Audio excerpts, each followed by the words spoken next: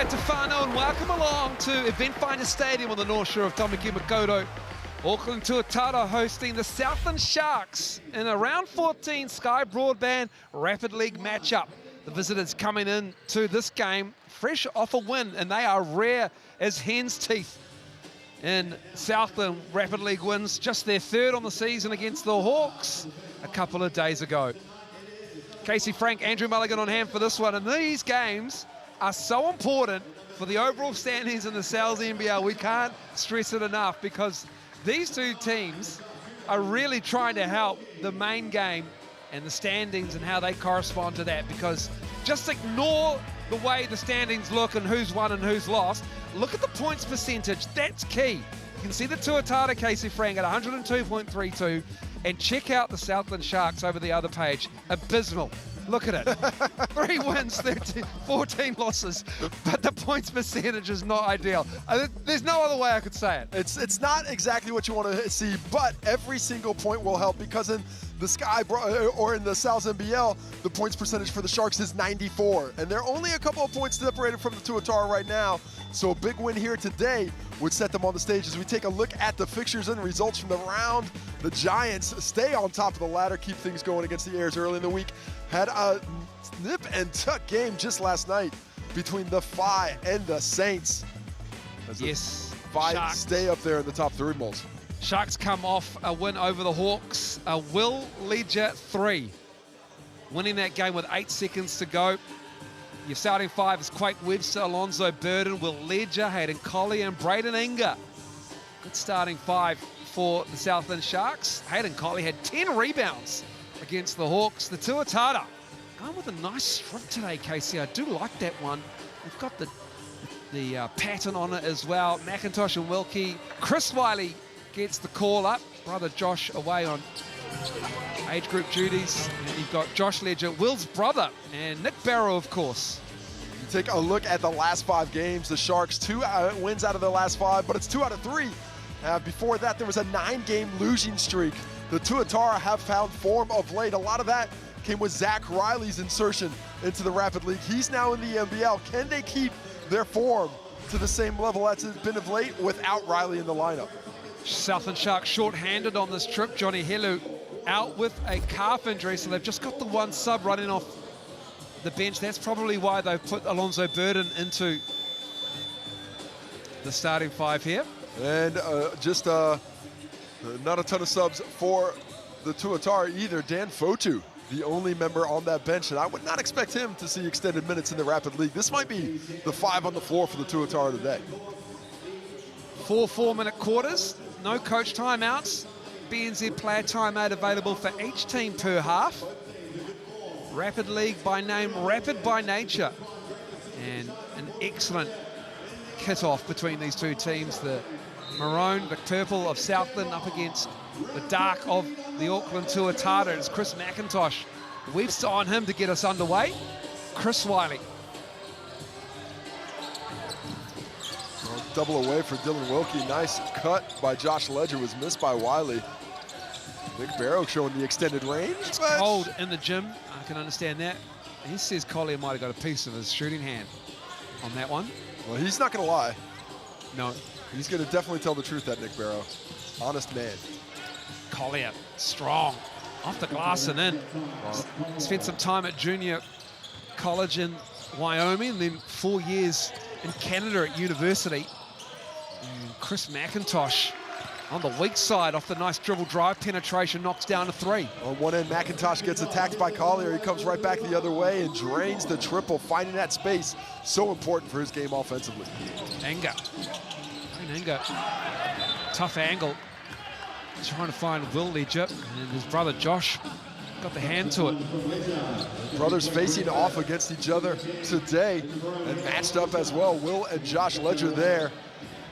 I don't think there's any chance that Josh is going to go easy on the little bro today, though.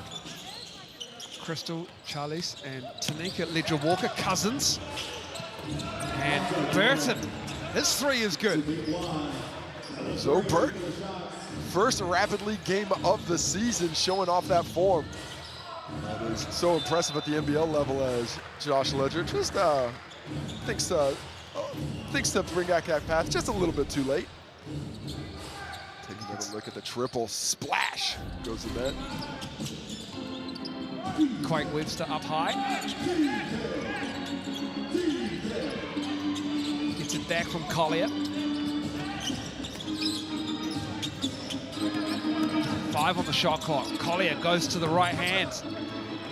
Barrow with the rebound. Here's Wiley. Can't go underneath Wilkie, and that's why. Well, just nice screen by Ledger. Occupies that space, and you're right. Wilkie makes the read and says, you're going to go under. I'm going to nail that triple. Back-to-back threes for the Tuatara. Up high is Collier. For the action between Burton and Webster. Tuatara do well. Working that clock down to 6 now. Here's Inga, needs to get it up. Good defense. Oh, Braden Inga has a wry smile with his North Shore colleague and Dylan Wilkie.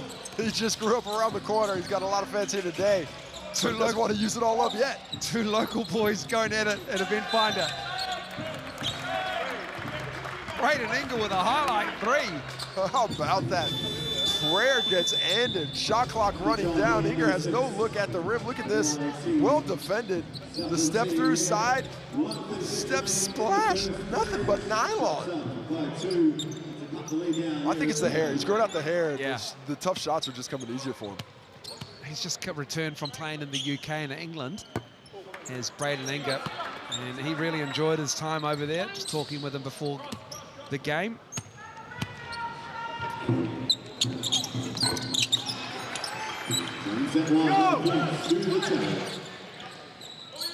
Southland Sharks with the 1-point lead here rapidly.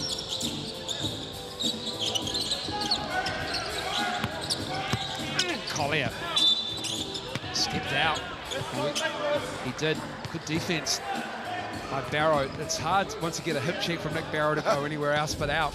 A lot of contact there. Look at this contact by Barrow. Puts him a little step on the line there, just enough defensive dissuasion to force him out of bounds. McIntosh looking at Ledger. Josh going at Will. Just like the driveway at home. Good defense by Will. Little brother and Will has some chat for the Tuatara bench as well. As you do, played here a season ago. Quake Webster, runner. That's nice from Quake Webster. Just attacks Wiley there, comes down and has the space for the little push shot to put the Sharks up 3 in the last minute of the first quarter. Pride of Aparima College in Riverton. McIntosh is open. McIntosh is feeling it. This is the best I've seen the Tuatara shoot in Rapid League this season. Yeah, second triple of the quarter for McIntosh. And normally when the Tuatara are playing well, they're dominating the paint, but right now, they are letting it fly from deep. Anger's feeling it. A little strong. Wilkie has it. Chance for the last shot if they want to slow it down.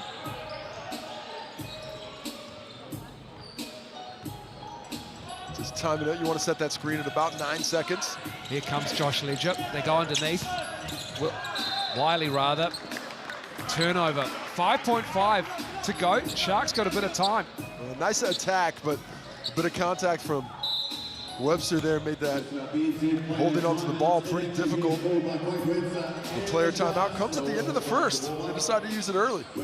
A rarity in Sky Broadband Rapid League, but hey, if you're in the first half, you've got 5.5, gives you the opportunity to advance the ball to halfway. An extra possession is an extra possession, and either way gives you a chance to win a ticket to the big game. Scan that QR code for a chance to win tickets to remaining games this season, but time is running out. Only a couple of rounds left, so make sure you hit that QR code up quickly. Let's see what the Sharks come with. Inger's been hot in the first quarter, but so is Quake Webster. He's going to be inbounding, see if he doesn't get a quick return pass. Will Ledger in the corner. Inger curling. Stepping back. No, nothing but net. You hear it rip on the cord. And the Southland Sharks doing the goods here. A 12-10 lead after 1 quarter of basketball in Sky Broadband Rapid League. Oh, an excellent start for both teams shooting the basketball. As the efficiency is high, 60% from the field for the Tuatara, 71% for the Sharks. leading scorers in the ball game. McIntosh with 6 and Braden Inger with 5. Looking like they're building up an appetite, Bowles. And they're building up an appetite. You know you need to get that large cup pepperoni pizza, $29 from Sal's. Scan that QR code or use the online code Sal'sCup25. Valid until Tuesday, the 24th of June. Do you know why they cup the pepperoni, Moles? Is it because the flavor's retained inside the pepperoni? No, it's because it gets crispy on the outside. It's closer to the heat, cooks up a little bit more, gets nice and crispy up there. And if you want to find out facts like that or other things from Wikipedia, you can use some broadband. And why not use Sky Broadband? Fiber started from $50 a month for the first 12 months. Get that offer at skybroadband.co.nz or call 09-525-5555. You reading out the landline is my favorite part of every broadcast. I do love the 5555. Makes you feel real like old school. 12-10. Sharks shooting 5 of 7. Tuatara 3 of 5. Both teams 5 for 5 combined from downtown. Crazy shooting. Just unbelievable efficiency in this one. Which team is going to get a second stop? That's the big question. Both teams 3 for 5, one team 5 for 7 the other. So I guess it's a third technically. Anger turns it over. Tough pass on the baseline. Had no options on his side of the court. The unbalanced nature giving him that one-on-one opportunity made a pass difficult at the end. Wilkie, head on the arm. 2 shots coming up for Dylan Wilkie from the Chemist Warehouse. Really like the way he used that screen set by Nick Barrow. Barrow creates a lot of space off it, comes in here, and there it is. That quick pull-up. That change of direction, going straight up and down, so difficult to defend. I like that from Dylan Wilkie, just not even using the dribble, just rising up, using those long arms.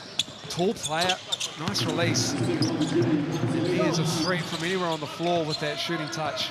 And he's become a real threat for the NZNBL team as well in recent weeks. Off the bench, giving him that added scoring punch they've missed. Here's Quake Webster. Knocks that three down. No one's missed from deep in this game so far. Quake Webster feeling it. 5 points for him, 2 for 2 from the field. Just zinging the strings from deep. Then he gets a deflection, a turnover. It's the power of the rat's tail. It certainly is.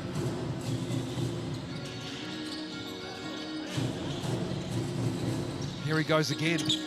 Finds Ledger off that high on ball. A nice play there by Quake Webster, but unable to get the finish is Ledger. Wiley finds Josh Ledger. Still plenty of time on the shot clock. Wiley gets it back. Drives, puts it up. Barrow offensive rebound. Wilkie all alone. The first miss from deep in the game. Excellent activity on the offensive glass, leads to a wide open shot. Wilkie would love to have that one back as the Sharks look to build on this lead. Offensive foul on Will Ledger. Another turnover for the Sharks. I think Big Bro had a few choice words for him on that screen there. As he looks backwards, just a little too active. Got to be careful with these setting the screens, have to stay completely still. Just gets that arm up, unfortunately. You got to basically protect the family jewels. Once you get those forearms up in the wrong area, a bit too much contact can be created. Wilkie. Another offensive board. Wilkie in the corner. Gets it back and knocks it down. Gets a better look this time. He's almost angry about that one after the last miss, but wide open in the corner. And here it comes again. Let it fly, D. Wilk. Wiley got the steal. Collier gets the block. Stays with the Tuatara on the baseline, however. They can take the lead here. Yeah, Collier gets a hand on that, knocks it out of bounds. Good reaction, protecting the basket. Inger checks back in the ball game.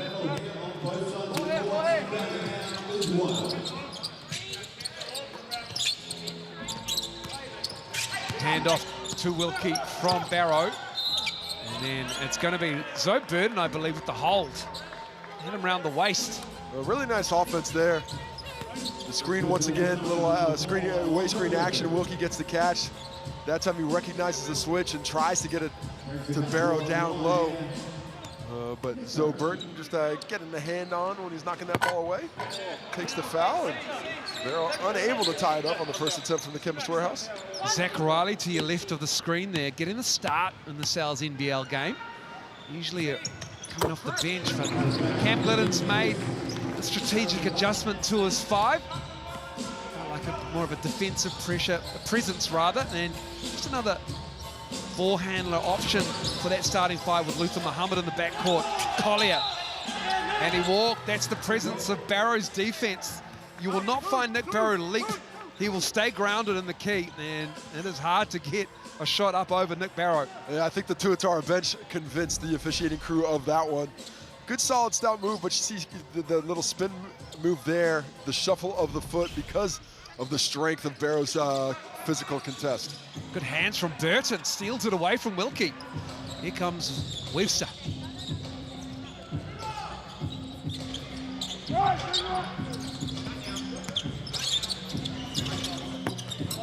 Off the back of the iron. Jack Ramage in the game, number 6 for the Sharks. Barrow, anger on him. Nick Barrow going to work. Oh, beautiful, Nick Barrow, textbook. Love the patience, gets a nice post touch and just goes to work. Knows he's got that strength advantage. Just trying to get to that hook shot. Gets to a spot, lets it fly.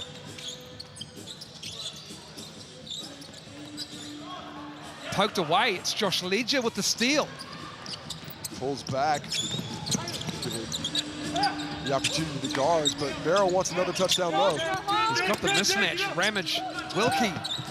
Nice call, nice find from Barrow. The Sharks very aware of the mismatch. They send multiple players to the paint. The timely cut by Wilkie in recognition of that gets him a bucket. Wilkie's got 9 first-half points here as we head towards the halftime break. Collier can't get that to go down. Another stop for the Tuatara. They can extend their lead here with the shot clock off. They have their BNZ player timeout. Nick Barrow's screaming for it. Nick Barrow's got the oldest, biggest mouth guard you can find, and they couldn't understand what he was saying through it. I'm pretty sure that mouth guard's the same one as when we used to play together. They're going to need to get the towels out because there was dribble coming out of his mouth, screaming for that BNZ player timeout. It's an important timeout call, and he got it. That's the important thing. Yes, exactly. But Look at that thing. Don't focus on that mouth guard. Nobody at home wants to see that. Anyway, here's the end of the half. Oh, nice block. Inga, he's going to hit it, surely. The way he's been shooting it. That's it for the first half. The Tuatara with a 4-point lead. A strong second quarter for the Tuatara. They get the job done. And they hold the Southland Sharks just 3, score 9 themselves. A nice little comeback as we see the 3-point shots were on fire. Just 2 misses between the 2 teams in the first half. Started with McIntosh finding the range from deep. The kick out to Zoe Burton for number 2. Overall, 7 for 10 from behind the arc, the 2 teams. The Sharks 3 for 4. The last miss on Braden Inger's miss, so 7 for 11, including that half-court shot.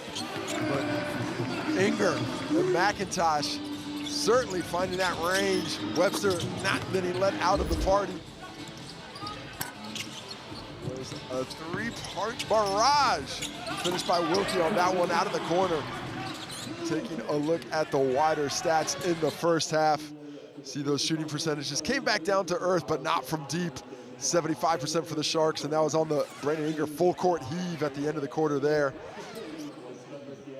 8 rebounds in total for the Tuatara, 3 of them on the offensive end, but 6 turnovers for the Sharks. 3 of those come from steals by the Tuatara. Defensively, getting themselves back into the ball game because there was a nice little lead for the Sharks early. They were up 4 points halfway through that second, but a tremendous run by the Tuatara to finish things off gives them the big lead here at halftime. Huge game coming up at the top of the hour, 3 p.m.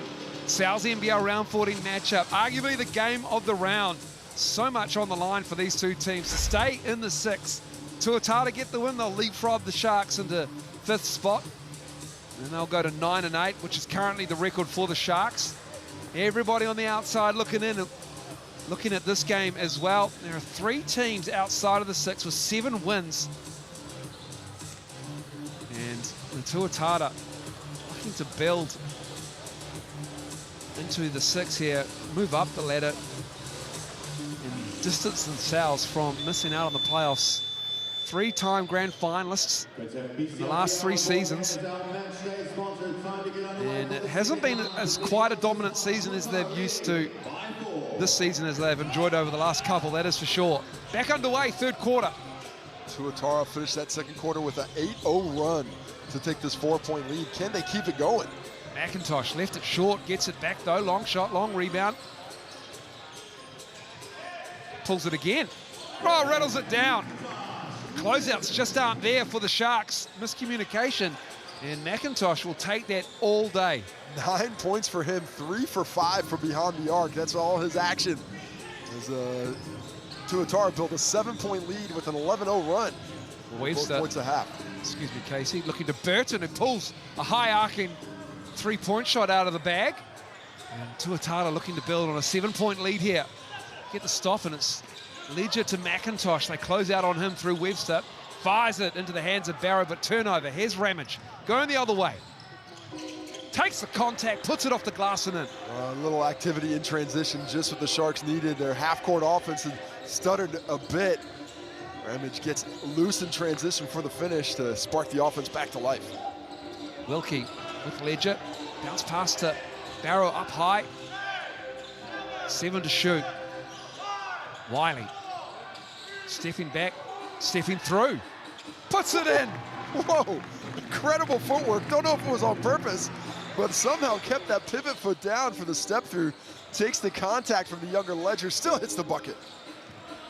Wiley straight out of Rosmini with his 2 brothers, triplets. Collier. Tuatara get another stop. Sharks have gone cold here. 1st quarter, pretty good. They led 12-10. Just 5 points after that. Wilkie over the top of the Sharks defense. Tipped, and it's tipped to Ledger from Barrow. Collier gets the block. Wilkie has it. The ball's just falling into the Tuatara hands right now. Barrow. And a foul. 2 shots coming up for Nick Barrow. I love the passing of Josh Ledger right now.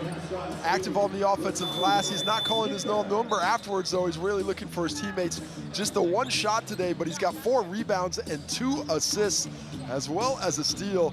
And the activity, getting other people involved, working hard on the other end, not leading to the score sheet for buckets, but affecting all areas of the game otherwise.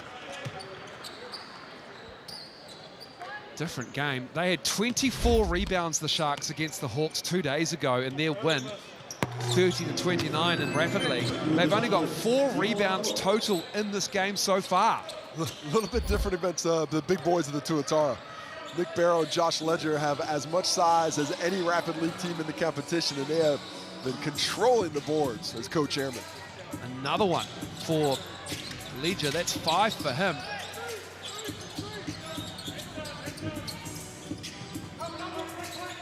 Wiley, nice defense from Quake Webster. Wilkie gets a clean look. Got his feet set, knocks it down. That's great action. The double away, Wilkie, I'm not sure if that's a design play or just recognition. If it's recognition, you'll love to see that from Ledger and Barrow to both see that screening action happen. I'm going design play as Collier's foul because there was a couple of guys finger pointing and they execute that nicely from the Tuatara. I'm giving them the benefit of the doubt. Look at that, the double down. He had so much space. Wilkie has been hot from deep. He's 12 points. As we take a look at the Collier miss on the attack, but he's off to the Chemist Warehouse stripe. But back to Dylan Wilkie, 50% from the field, 3 for 5 from deep on those 12 points. Leading the way for the Tuatara. Collier's second rims out from the Chemist Warehouse stripe. Sharks down 10, under a minute to go in the 3rd quarter. Wiley on the wing, using the Ledger screen and the Barrow screen as well. Gets the switch. That's a nicely designed play by the Tuatara. Beautiful touch on display, and the lead expands to 12. Wiley hits a difficult runner for about 15. Engel looking to Will Ledger. Backing down Josh. The Tuatara bench is up. They love it. Josh Ledger gets the win on that one. We saw a lot of that battle a season ago with training, but it's a little bit more fun under the bright lights. Will Ledger gets the rebound. It's all because Will Ledger had that little chat earlier, too. He definitely sparked it himself. Enger, pull up. Front of the rim, McIntosh. Barrow to his left. Coming up on the end of the third. Wilkie to close it out. And that'll do us. Third quarter done and dusted. Tuatara in control by 12, 30-18 after 3. My favorite thing about that finishing play was the hopefulness of Josh Ledger that Wilkie was going to give that up. There was no way that was coming out of Wilkie's hands. He was absolutely putting that shot up. They had a little laugh about it afterwards. But what a response from this Tuatara squad. We're down 15-11. They have gone on a 19-3 run since then to take control of this game. They've done it with defense. They've done it shutting down the glass. 17 rebounds to 5, a plus 12 in that category. They've got 8 assists. The Sharks just have the 3, and they forced 6 turnovers as well. Sharks are playing hard, defending the rim well. 3 blocks on the day, but the shooting percentages have dropped, and they're gonna have to find a way to get hot from somewhere on the court to get back in this ballgame. Get your Sky Broadband fibre starter from just $50 a month for the first 12 months. Get that offer at skybroadband.co.nz, or you can call 09 525 5555. That's right. And you can use your fibre to use the QR code there for a large cup pepperoni pizza, $29.99. Use the online code SALSCUP25. It's valid until this coming Tuesday. You got 48 hours, people. Tuatara in control in the fourth quarter coming up. Lead by 12.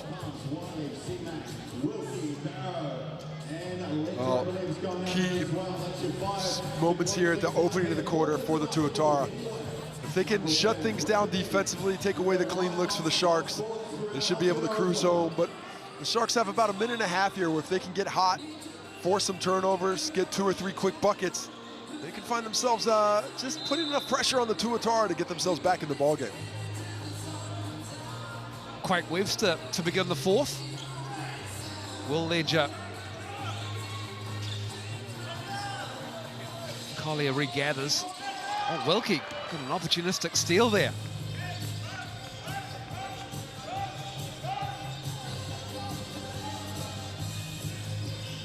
Wiley, McIntosh operating with Barrow. Sets a pick for Wiley. This is good ball movement from the Tuatara. 6 to shoot. Ledger's going at his brother. And he's fouled and 1 for Josh Ledger. That's just big bro picking on little bro.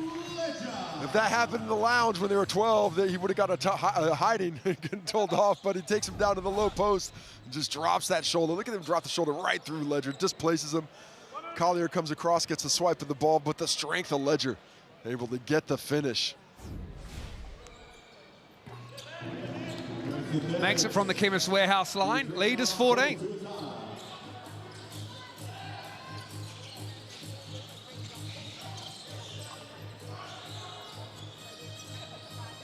Quake Webster.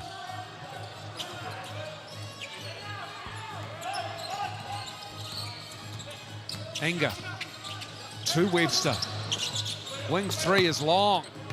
Falls to Wilkie. Nice pass. Up ahead to McIntosh. Can't get the roll. But it's Barrow. Of course it's Nick Barrow cleaning up. That's the story of the day for the Sharks. They're thereabouts, but can't get it done. Get a hand on the pass, still gets through, get the stop, but Barrow gets in and snatches that offensive rebound. A 17-point advantage on the 24-3 run by the Tuatara. Ledger in the corner. Left it short.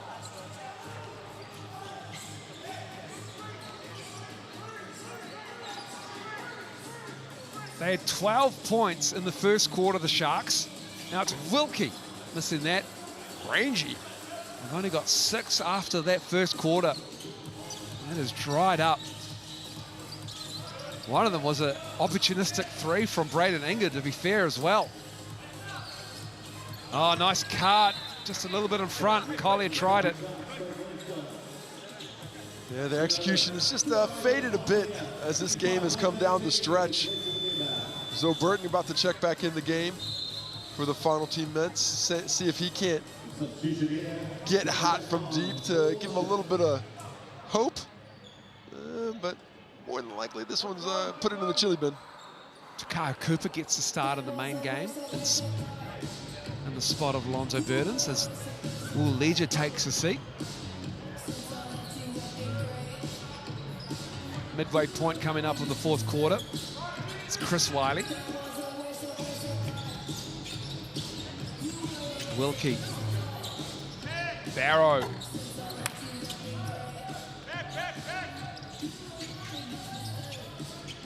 Sharks trying to push the pace a little bit. Got a mismatch up high, but they decide to go the other way with a ball in hand of Burton. Nice steal from Chris Wiley. 5th steal of the ball game for the Tuatara. The 8th turnover for the Sharks. Mismatch. Corner ball is good. Nice find from Leger. Good look. Collier. Anger. Nice challenge from Wilkie. The defense of the Tuatara has been solid. They've challenged really well. They've forced the Sharks into difficult shooting positions off the bounce. And just have locked things down from the first quarter on.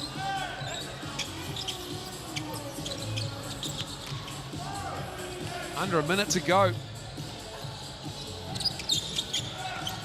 Burton. Fouled by Josh Leger. Sharks yet to drop a bucket here in the fourth quarter. But maybe they'll get the chance here from the Chemist Warehouse stripe to get some points on the board. Zoe Burton, a fantastic free throw shooter. There's no way I could have given the commentator's curse with this one. He's one of the best to do it from the line. He's automatic. Just works it right through. No offense on the just no effect on the champ whatsoever. It'd be rare if he goes 1 for 2 here. Leger gets the rebound. Here's Burton. Pulls the trigger. Well, they're on the board in the quarter, but the lack of offensive production from Q1 onwards has sealed this victory for the Tuatara. McIntosh. Barrow again with an offensive board. Josh Leger's 3 is collected by Collier. Nick Barrow has 7 rebounds, 4 of them on the offensive glass. Almost a steal by McIntosh. Webster's 3. Oh, that's good for Quake Webster. 7 rebounds for Barrow, 6 rebounds for Leger, 5 for Wilkie, 23 rebounds overall for the Tuatara. Plus 12 advantage on the glass. And BNZ player timeout called by the Tuatara. Use the QR code. Time is running out for a chance to win tickets to the season's games, people. You can apply for them through that QR code right there. Get a ticket to the big game, all thanks to the BNZ player timeout. 8.9 to go in this fourth quarter. You're wondering why they call a timeout? They need to basically run the score up. You want that points for and against. Every point matters in the Sky Broadband Rapid League and the NZNBL as a result.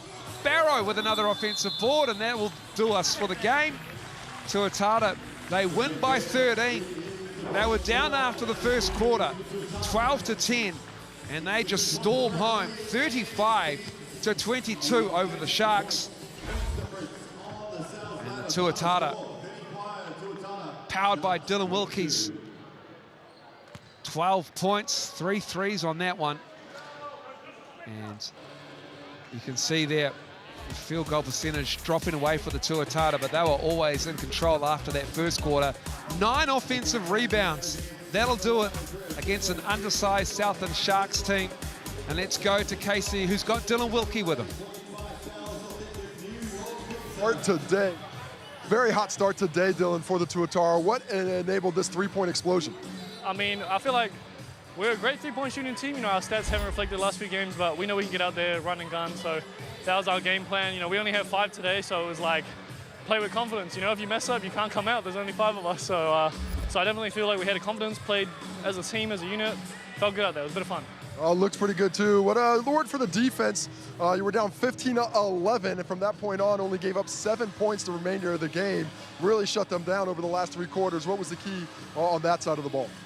I think, like I said, playing as a unit, locking in, you know, they beat us when we played them down there, which was their first win in Rapid League, so we weren't too happy about giving that up. So, you know, getting our revenge, getting our look back. So, you know. Always comes back to vengeance. Thanks for the time, Bill. Thank you, my man. Shot, bro. Now, this is going to be the all-important game. The NZNBL round 14 matchup between the Tuatara and the Sharks here at Eventfinda Stadium. This is team number 6, and the Tuatara going up against team number 5 on the ladder. The Sharks, who are 9-8, the Tuatara are 8-8 coming into the game. A lot of teams looking at this game who are outside of the top 6 for the NZNBL. A lot of teams with 7 wins hoping that the Tuatara might drop a game here.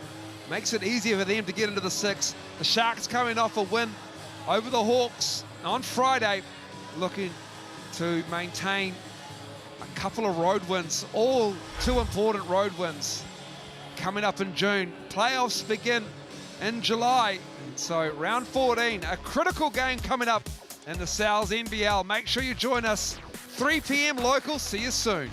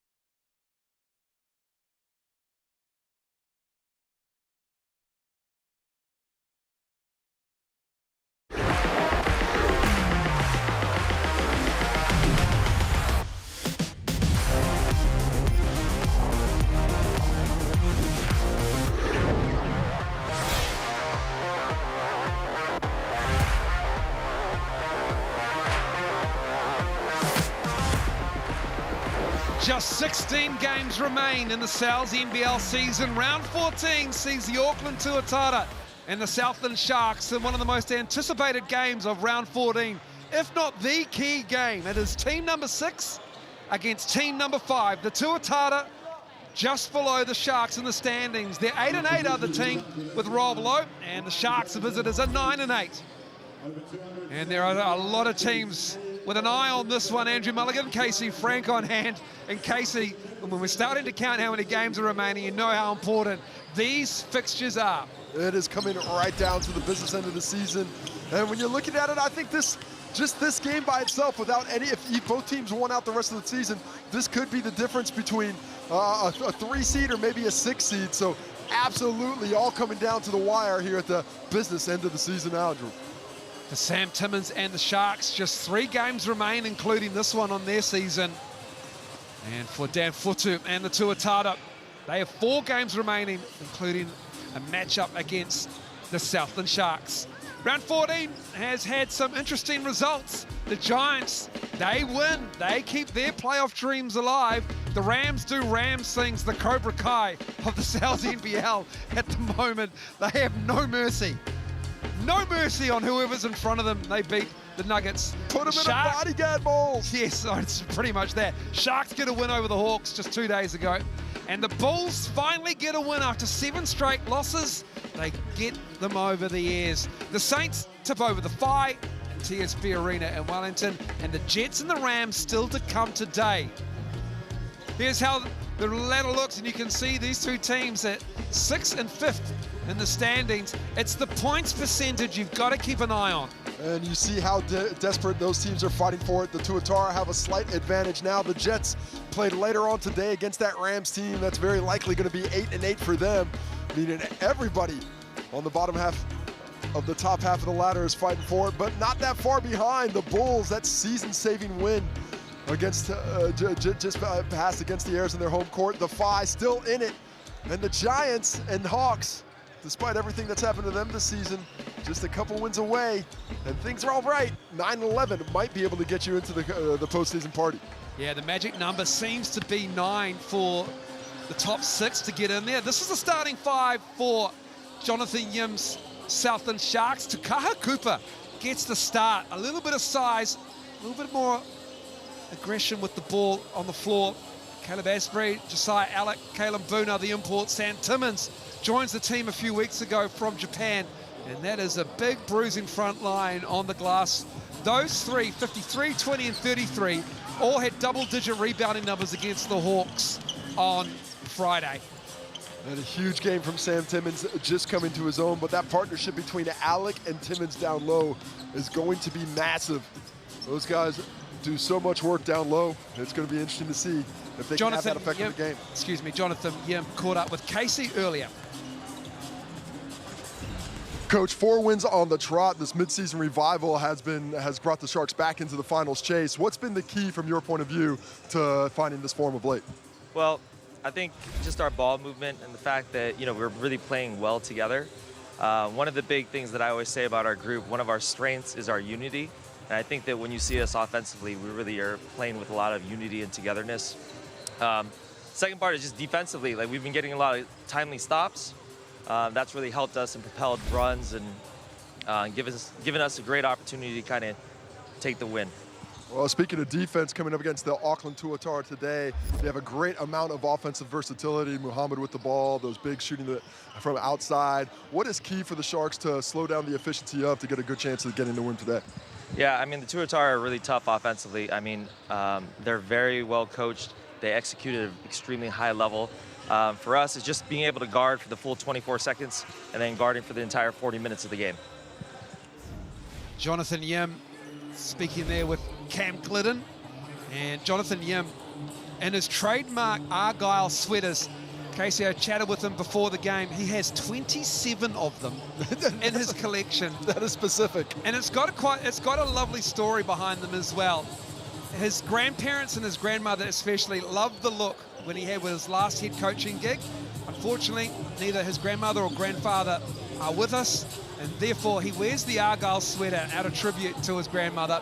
And moving to Southland is a long, long way from the US, and so that's a nice touch for him and his wife to honor the memory of his late grandmother. It's a lovely story, and thankfully for him, Argyle never goes out of style. Absolutely. Now for the Auckland Tuatara, Zach Riley gets the start. So 2 wrinkles to the 5s for this game. He brings an extra ball handler and a little bit more defensive pressure in the starting 5 for Cam Glidden and the Tuatara. Luther Muhammad finding his feet with the Tuatara. He has been exceptional in the NZNBL last season for the Bulls. He's bringing that experience back into it for the Tuatara in 2025.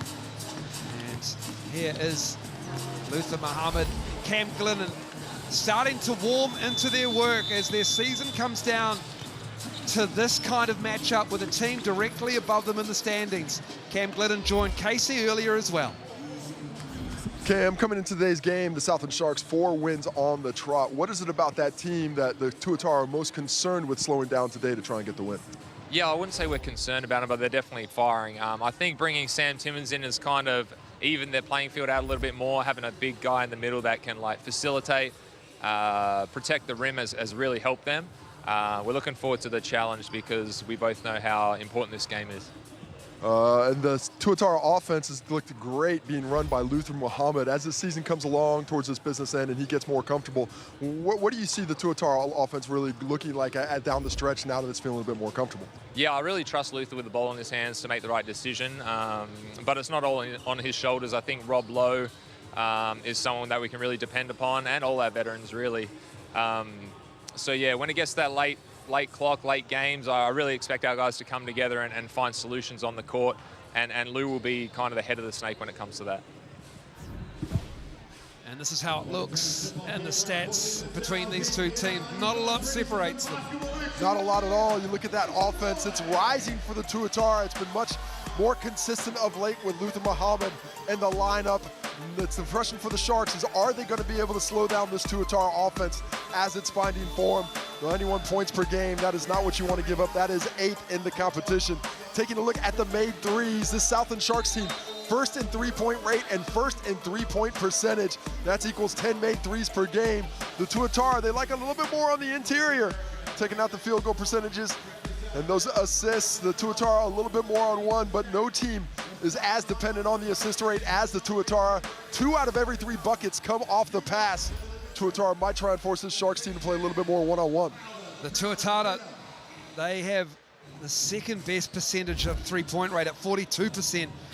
And the Sharks holding teams to 31% from deep from 3. And here's how their form looked coming into this game. Just a tough heartbreaker for the Tuatara.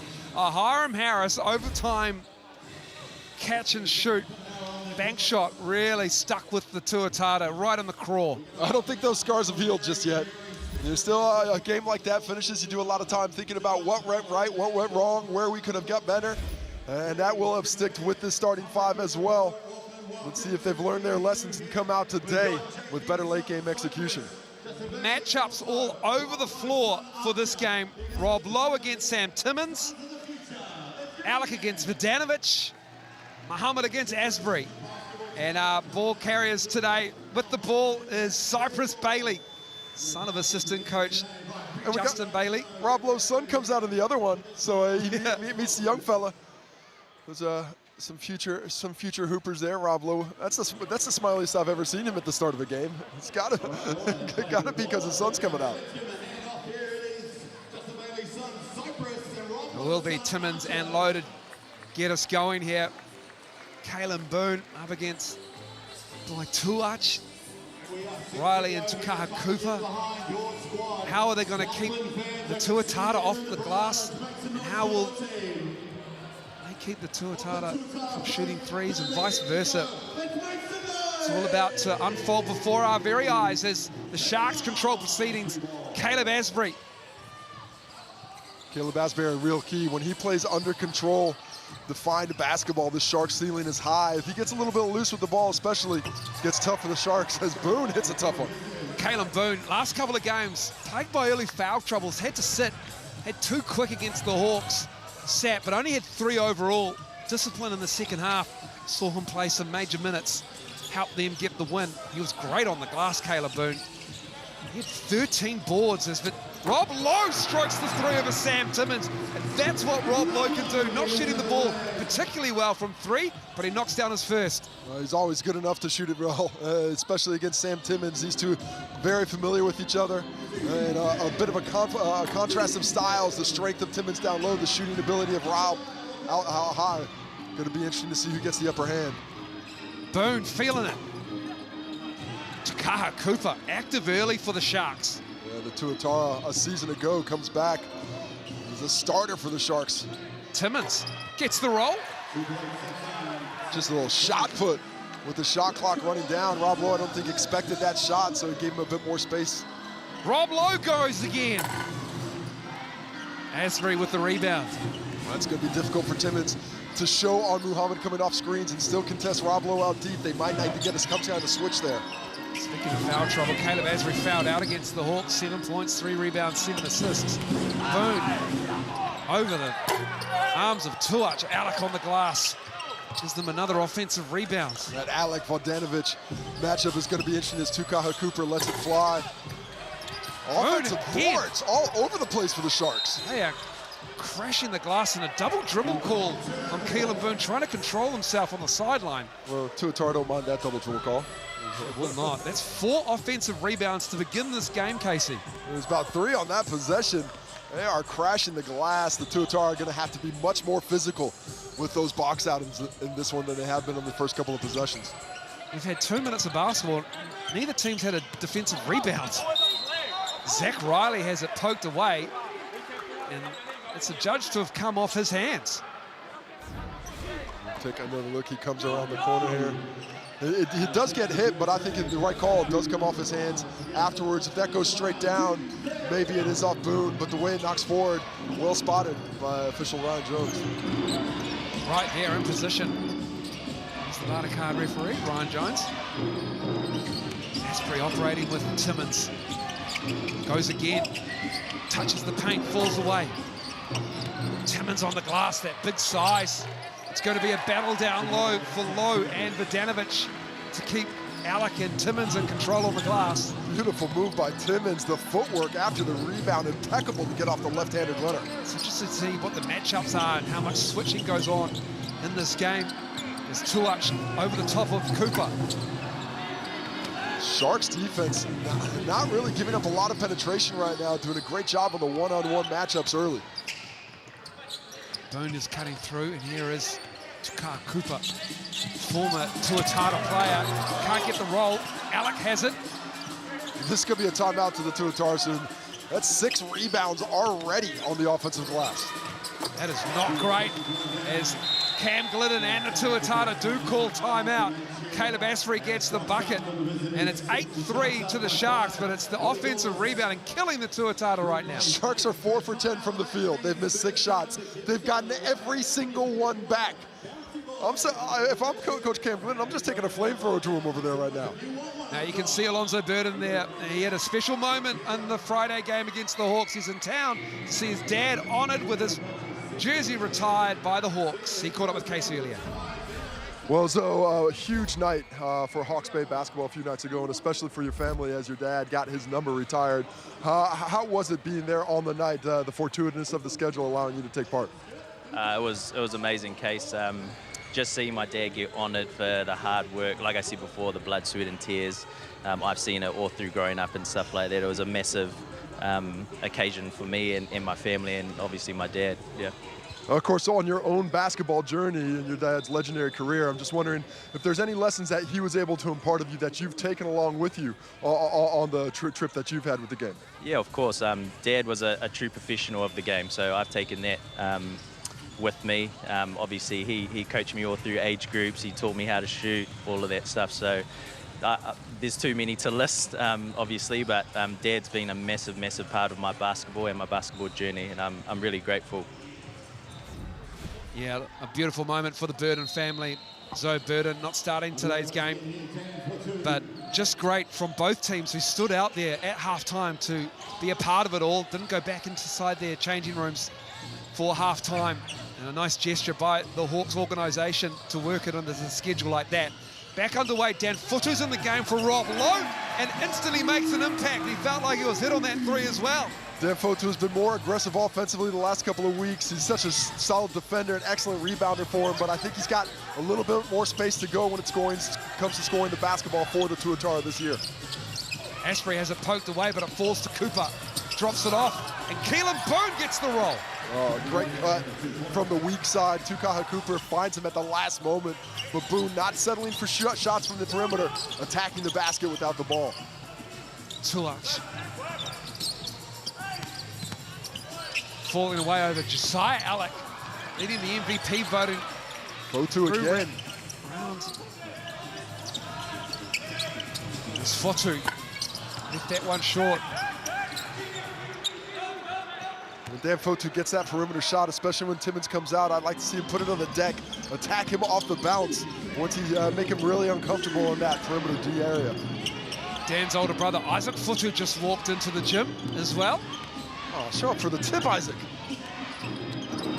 Cooper's been so good to start this game, and a great find by Timmins. 12-6 Sharks lead on the road. Sharks are playing with excellent efficiency, shooting over 50%. They've got 3 assists on 6 buckets so far. And miscommunication between Luther Muhammad and Tom Vodanovic, and Charlie Pride, who didn't get the start today, comes in for Zach Riley, who did get the start for him. Look at this look from Timmins.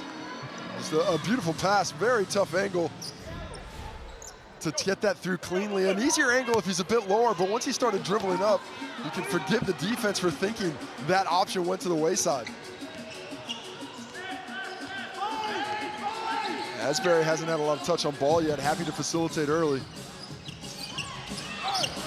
Timmins puts it up and in.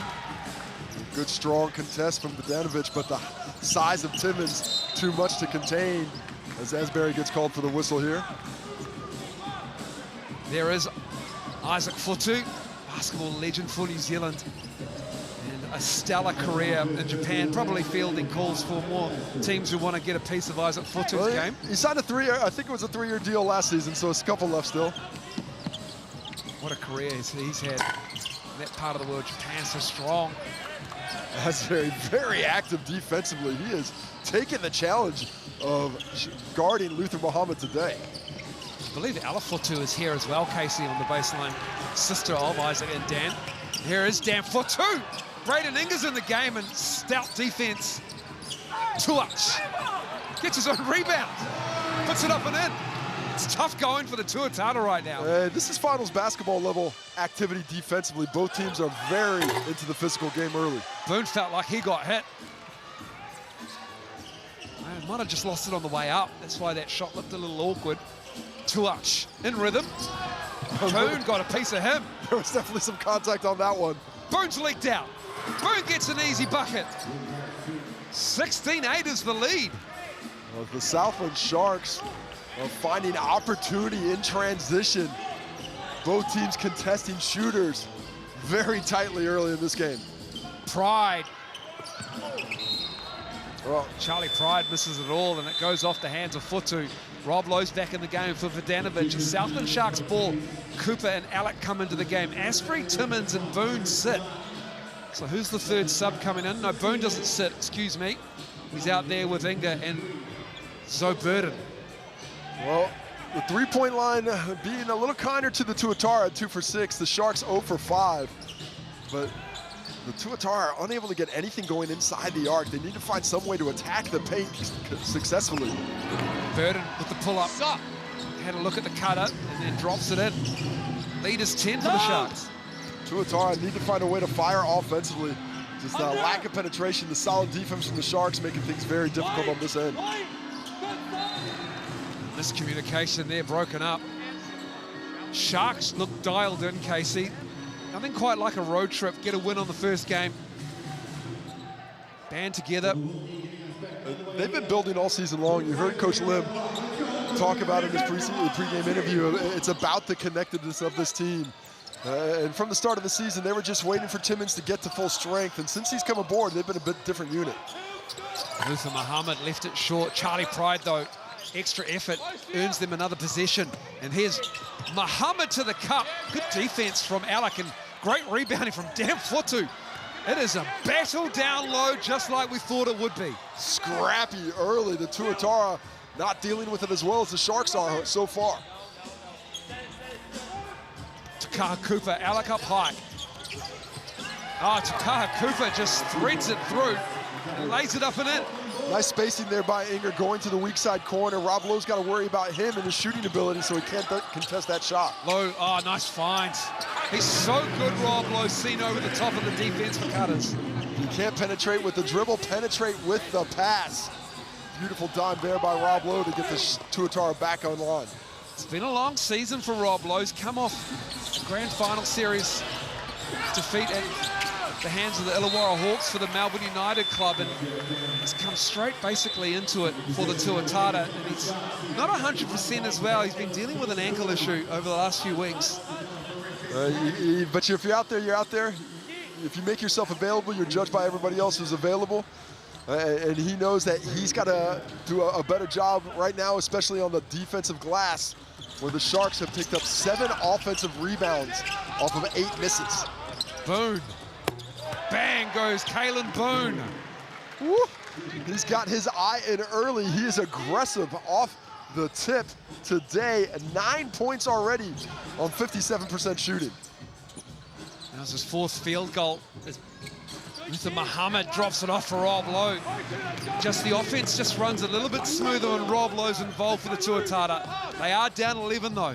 And I like them much better when they're not settling. I love these penetrating passes. Like to see a little bit more off the bounce as well.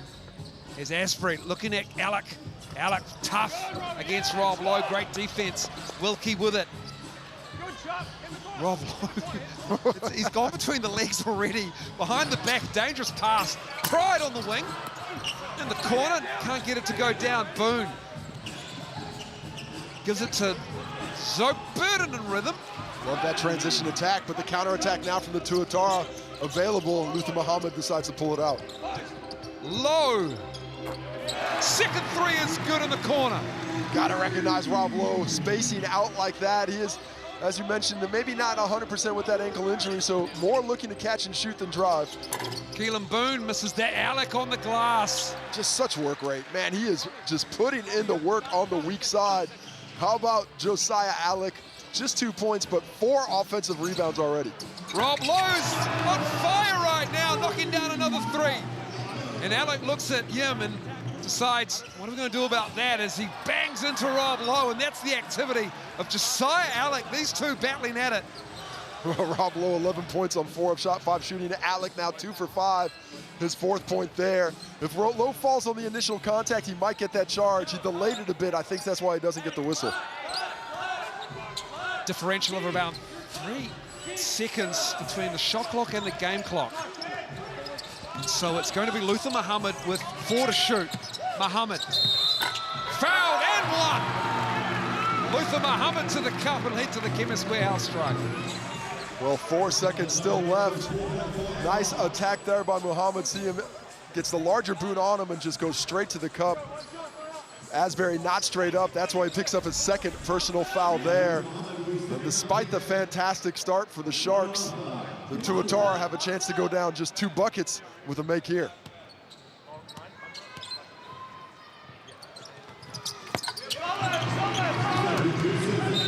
Good finish to this quarter for the Tuatara. And we're down by as much as 12. 13 was the biggest lead in this quarter early on. Currently down 6 other Tuatara. Josiah Alec's got a problem with the contact, I think. I like this pressure by the Tuatara too. They're not going to let them have a free run at it. Make them come back to the basketball. Here's Alec with the ball. 2 seconds to go, needs to put it up. Try to go all the way. Might have been better trying to pull up, but it's not for me to say that, really, as Josiah Alec's energy will get you to the cup 94 feet. And it is going to be the Sharks with the advantage at quarter time. 27-21, Casey's with Josiah Alec. Ability there by the Sharks on the offensive glass early in this one. What's the key to keeping up that activity for the remainder of the game? I mean, it's just being physical. We got to be an every time kind of team. we know they don't like to foul a lot. They're one of the lowest fouling teams in the league. So coach made it a point, try to put them in as many positions to draw as many fouls as we can. Just keep them tired. Maybe they'll make mistakes. Obviously, I've been making mistakes letting Rob get going on from 3. But yeah, just being relentless, just trying to punish him on the glass. Appreciate that, Tom. Good luck in the second quarter. I'll let you get to it as we have Sharks with a 27-21 lead after 1.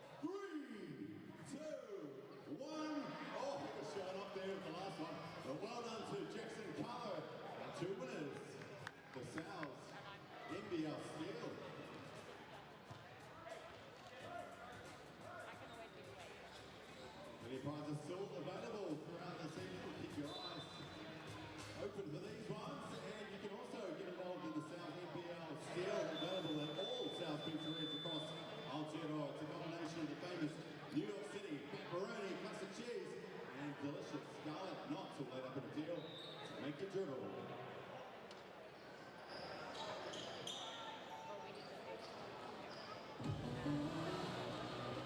All right, here we go. We're ready to roll for the second quarter. It's 27-21 to the Southland Sharks, and Jonathan Yim joins us now, head coach. Jonathan, terrific start to this game. What was the energy like in your eyes defensively? I thought our energy was really good. We were really locked into the scouting report. They got on a little run there at the end, which they're going to do because they're a really good offensive team and a really good basketball team. So, you know, we just hopefully we'll finish off the quarter a little bit better. That defensively, I've seen a nice job of the Sharks really controlling the paint, not allowing that penetration, but we saw some of those outside looks as the Tuatara hit 4 opening quarter threes. Are you more concerned with that look from deep or shutting down those penetrations for the rest of the game? I mean, we just don't want them to score, right? It's easy. You're right. I mean, easy game, right? Just don't let them score. So, you know, obviously, like I said, they're a very good offensive team. They got a lot of great offensive players. You know, we're just trying to make them work for every single basket that they get. That's all. Really appreciate your time. Thanks, Coach. Good luck. Absolutely. Thank you, guys.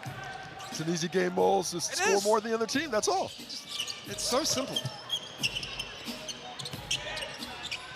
Alec on the baseline. Going at Vidanovic. This is the matchup between these two physical guys. Great footwork, and he gets the roll.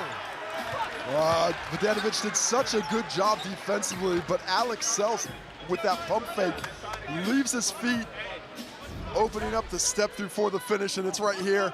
Great defense up to that point. When he leaves his feet, it's over. The good footwork on the step through, the hoop, the harm, and a chance for 3 from the Chemist Warehouse stripe, the old-fashioned way. Another offensive rebound. The long arm of Inger. Inger gets that. Here's Takaha Cooper. Charlie Pride matching up on him. Cooper has been good in his start. And that's it. That's a shot clock violation. Doesn't reset to 24 anymore, it resets to 14. It felt like they kind of forgot that one. Yeah, and good activity by the Tuatara, staying attached all over the perimeter, not giving up the late clock open look. Vidanovic with Muhammad. Alec. Muhammad now 1 for 5 from the field. It's his first foray from deep. Here's Takaha Cooper. Lost it, taken away. Muhammad, Pride to his right. Inger ties him up. Got everything. Those two go out of bounds. Wade Inger really shut that drive down. That's attacking. That's an attacking mindset there. Muhammad gives it up early, and straight into the body of Inger. Coming around the corner, little seat here in the end. Cam Glidden knew it was going to gets that whistle. Transition opportunity created by Muhammad, who's down there in the knees of Sam Timmons, gets that steal, starts the break immediately. And those easy opportunities have been few and far between for the Tuatara. In these opening 12 minutes, they're just 8 for 23 from the field. The Sharks hold them to 35% overall. 20 rebounds already for the Sharks. Phenomenal. Off the offensive glass. I mean, just a phenomenal effort. They've got 9 of 12 misses back. An offensive rebound rate of 75% right now. Takara Cooper to Timmons with the mismatch. Tuatara hedge on the double. Takara Cooper driving. Nice defense by the Tuatara. Up ahead to Wilkie. Vidanovic. Timmons on him. Vidanovic. That's the length of Sam Timmons. Moved his feet so well there on the bounce. Did a nice job of challenging up at the line, but still getting back to the cup to defend the rim. Boone finding Timmons, finishing with the right hand. That is a gorgeous pass by Boone. The patience he showed there fooled all the defenders into thinking he was going to go up with that jump shot. Instead, fires the assist to Timmons for the finish. Timmons, 8 points, 5 rebounds. Pride, Vidanovic in the corner over Alec. 4 for 10 from the three-point line in the opening quarter, 0 for 2 in the first 4 minutes here. The offense is slowed down for the Tuatara. As Rob Lowe sits as well. Another rebound, this time it's for Charlie Pride. Dan Fotu. Charlie Pride's 3 is bang on. Another 3 for the Tuatara. This time, it's their 5th. That's keeping them in the game right now. The Sharks came in as the most prolific and efficient team from deep, but right now it looks like Auckland. Empty on that possession, another defensive stop. Too slow. They had the opportunity for the break, but didn't push the issue. Pride. Oh, nice work from Fotu, tipping it to Vidanovic on the reverse. Well, Dan Fotu have been so active on the glass so far. He's got 3 offensive rebounds. He's got 5 points, but his energy and his enthusiasm for the game has really sparked the Tuatara since his first injection into the game. I mean, he has to work so hard to box out. 33-28. And let's listen in on Cam Glidden's timeout here.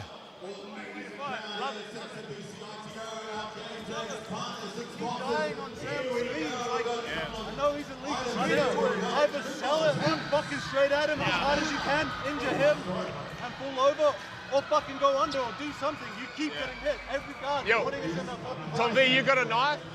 You've got a knife. If it's Boone, you've got a knife. If Boone's at the 3, you guys can switch if you want. I trust you, but get a hand up. Don't let him go off.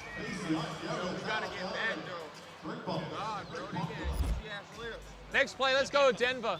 Denver. Guard through. Lou, deliver it to the opposite of the screen. Yeah, it doesn't matter which side. We hunt that. We hunt that first, and then Chuck, you're flying out for a shot second. Chuck, get separation, man. I want you to shoot this, okay? Denver. And we knife the 4s. Robbie, if Sam's in, you're at the drop. You're on a drop. Remember the guys you can go under with, yeah?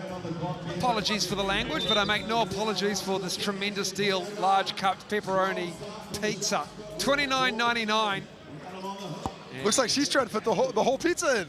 Yeah, that's how you got to get the wide bite for the slices from Sal's. I think so. Cupped pizza. Gotta love that cupped pepperoni. It's crispy on the edges, Moles. Fantastic intel, Casey. I love that. The flavor pulls in the pepperoni as a result.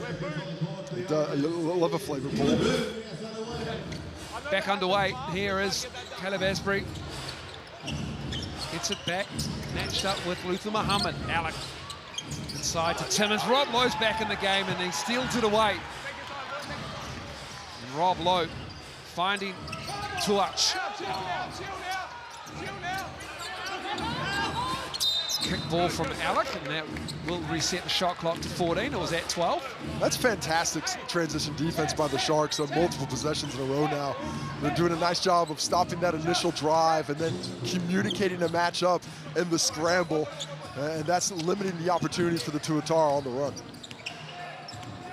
Asprey, great denial on Luther Muhammad currently. Low, feeling it from 3 in this half. Asprey cleans up the rebound though. Enga.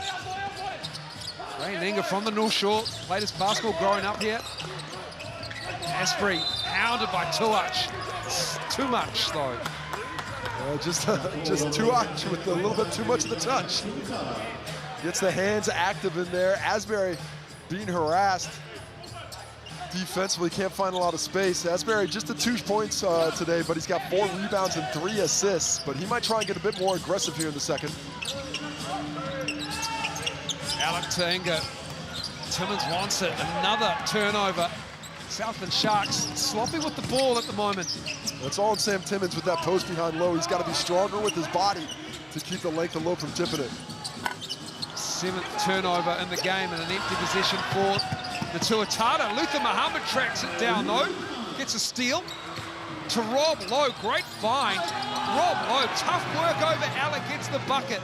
Oh, the fast break opportunity goes wayward for the Sharks and it opens the door for Rob Lowe, but the Sharks are back. Sharks just seem to be rushing it in the second quarter, Casey. Shot quality has dipped for them precipitously as it's increased for the Tuatara as this game goes along. As Hager sheds Tuach. Boone. Just going to calm it down on this one, are they? Almost left it behind him. Boone goes for 3 again. They love the 3 ball, but it's not falling in the second quarter. They love offensive rebounds as well, though, to the Sharks.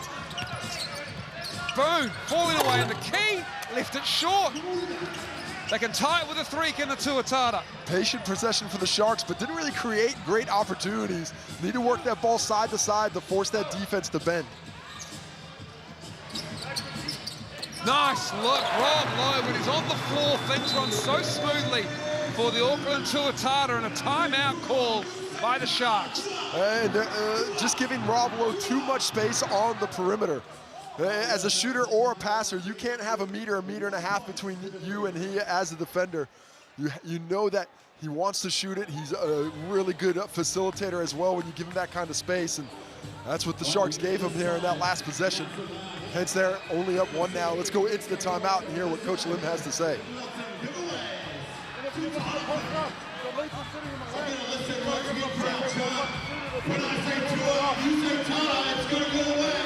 Yeah, quick one.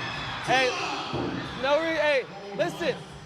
No reason to get discouraged, right? It's gonna happen. It's a game of runs, right? You gotta just fight through it. That's the mental strength. That's the maturity that we've talked about, right? That floppy play is a high low. When it goes to the other bench, you're looking at that the whole time. We need to be aware of that. Hey, but the thing that we can't, like, again, we just talked about jabs and just getting singles, right? We come down, we just don't want to jack up shots, just jack up shots, right? Just stay with it. Stay with what works. We're good. Here we go. 5 up triple. What a game tomorrow, Game 7. Pacers Thunder, 12 p.m. ESPN. OKC at home. Who you got? I'm gonna have to go Thunder with the home court. But it could be Pascal Siakam because I really like his new moniker, the Thunder Taker. He is the Thunder Taker. That's so good. An NBA Finals Game 7. What an absolute treat. Last time that happened, 2016. Warriors blew a 3-1 lead. Cavaliers won that one. Asprey, another turnover.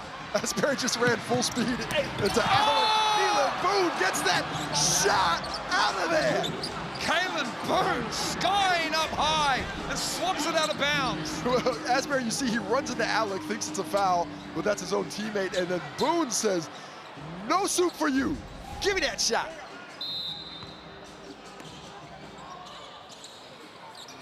Kalen Boone, he is a fun player to watch. Low, Vidanovic. Look at Boone's closeout. And he got him on the hand. Well, you could tell the contact was there, but it sort of seemed like he was going to get away with it. There's been a bit of contact on shooters a few times today. Great challenge by Boone. He really goes from low to high, but you see him, he just gives him a high five. All arm. For a second, it seemed like he might get away with it, but eventually the whistle was blown. And now 3 attempts for the Tuatara, where they've had 3 attempts up to this point in the day. Tom Bogdanovic at the line. Keelan Boone played at Oklahoma State University, then a year at Pacific, and then finished his collegiate career with the Running Rebels, UNLV, in the desert. Bogdanovic makes the second. Just over here watching Caleb Asbury, and he is just a little disappointed with where the offense is right now. Coach Jonathan Lim is trying to keep him enthused in the game, but you can see that he's just looking for a little bit more ball in hand, wants to have a bigger effect on the game. Here is Boone. Just his first foul for Boone as well, as Alec gets in deep and puts it in. And Boone just doing a nice job putting pressure on with the scoring as a facilitator. Boone 9 points, 2 assists now. Alec, first player into double figures for the Sharks. Of course, Timmons got 8 and 9 right behind his 10. You got to watch out for Asprey as well. He's averaging 2.2 steals a game. Poked it away just then. It's too much! Leaps over the sideline. And yeah, Camplin, I couldn't believe it either. Oh my, Tuach got up. You can see the fans are really relieved that they're not dead as Tuach chooses to go the other way around. Hop straight over, having quite the chat about it now. Got to get those front row seats if you want activity like that. Athleticism on show in the second quarter. Timmons up high. Checks the screen, does Asbury. Burden, back to Asbury. Gets Luther Muhammad up in the air. Alec, loose ball. Burden's got to get it up. 2 seconds. And he's fouled. Taking a 3.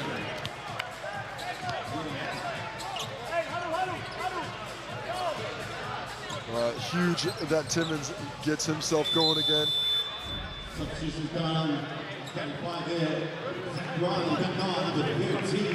There's Burden. Taking that 3. Head on the body. And 11 offensive rebounds for the Southland Sharks. There's Burden. This is the first. Usually a reliable free throw shooter. He's reliable from deep as well, averaging 40% from 3, but 85 from the Chemist Warehouse line. This is the first.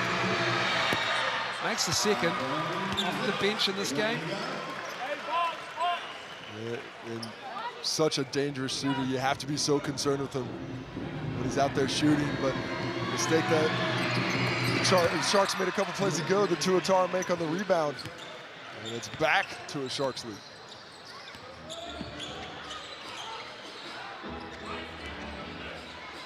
Bogdanovic looking for the handoff to Zach Riley, who's checked in the game. Muhammad, and we got a foul. That's going to be a foul on Timmons because he's grabbing up Rob Lowe. Rob Lowe basically just shoves him to get out of the way because of that contact. Timmons trying to say, hey, I'm entitled to my spot. He can't just shove me out of the way. This is the matchup, isn't it, really? It's the smarts of Rob Lowe.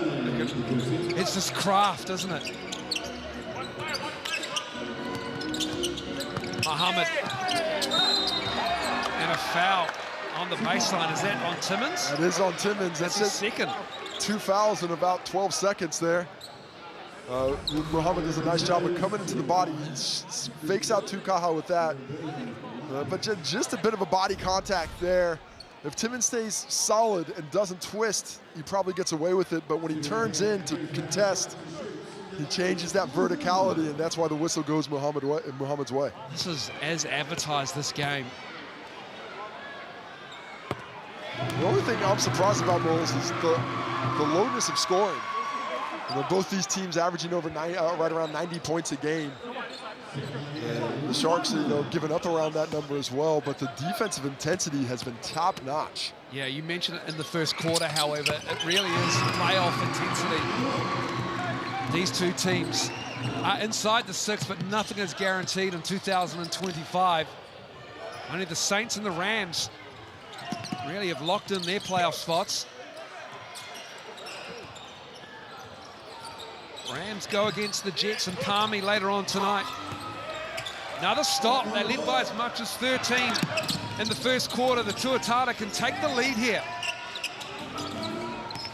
Muhammad turns the corner. He goes down. Ball reversed to Pride. Alec, energy. Timmons with it. It's all about second efforts on the glass, defensively, offensively. The first effort's not going to get it done. It has to be a collective every shot that's missed. Burton, 14-foot is good. Well, nice job by Zoe Burton using that shot fake to lose both defenders. Low goes with the big fella, gives him the space to finish. Hadanovic has space. Knocks that three down. And that's their 6th-3 of the half. Tommy V getting hot. He's up to double figures now. Raining from the perimeter, stretching that Sharks defense out of the post.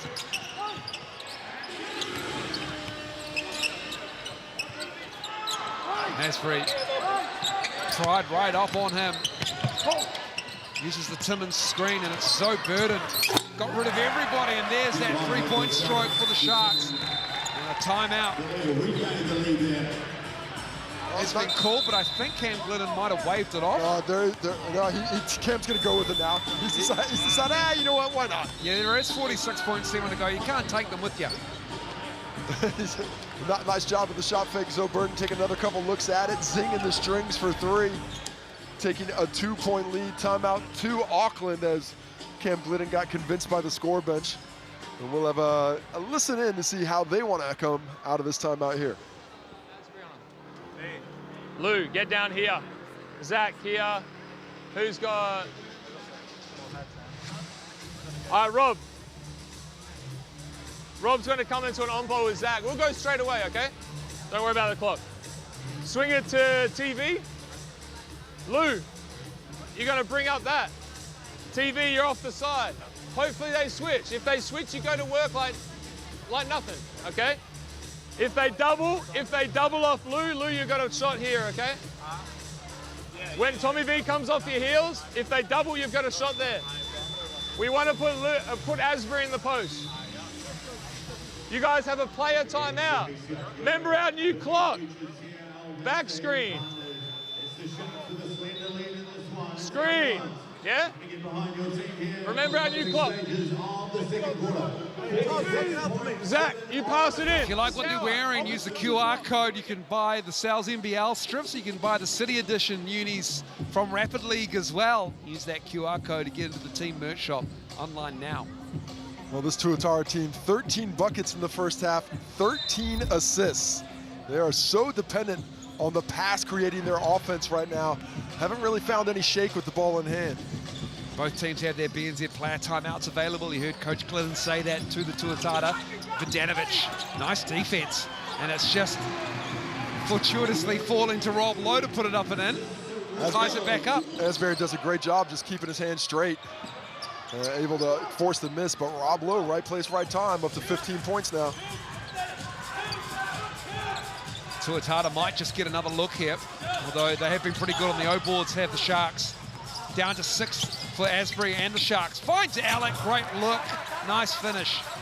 And they want to use the BNZ player timeout. And the Tuatara will talk about it, and they get to advance the ball to half court as well on the made shot. Well, Alec, again, 12 points now, only score in double figures for the Sharks. Gives you, on that player timeout, gives you a chance for the QR code and BNZ player timeout, and some tickets to the big game.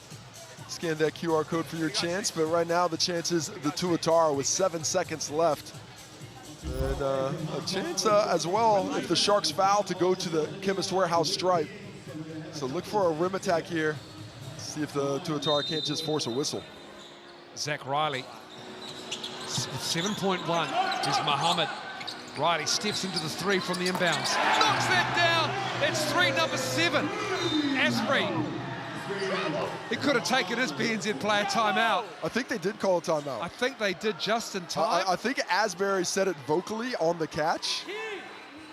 So Boone doesn't call it. He tries to get it in quickly. But I think when Asbury caught it, he called the player timeout. No timeout called. Half over. And that is the quarter. That is the half. And it will be the Tuatara who take a 1-point lead, 45-44, by virtue of a Zach Riley 3 to head us into halftime. And just before we do go to halftime, we'll go to Casey Frank, who's got Keelan Boone with him. Well, Keelan, fantastic job early getting on the glass, but the Tuatara were able to fight back in, took that lead. What's the key to finding that early efficiency on the offensive end? Just one shot possessions. They're a good team. They're making shots now. They're getting in the rhythm. We just have to do our part and finding on our offensive side, just finding our shots, finding our rhythm, and just trying to get back in our pace. Rob Lowe's gotten a little bit hot from deep. How can you slow down his effectiveness? Right now, it's a lot of Sam Timmons. You need to throw another player there? We have to show bodies and send bodies at him. Weak side help. So it's a lot of other players that got to help out. Sam is doing his part. Joe is doing his part. We got to help them out. I appreciate the time. Good luck in the second half. And we will be back to you, Moles. That's 45-44. Back after the break to crunch the numbers for you.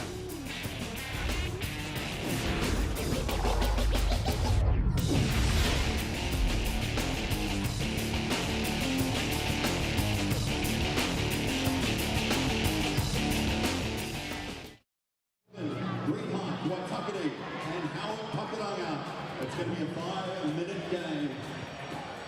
These guys are pumped up. They're being out the back. Ready to roll here. Green Hawk will be, I believe, on this side. So we've got Mokamoka here. And Titty in the black, I believe. I'll let you know.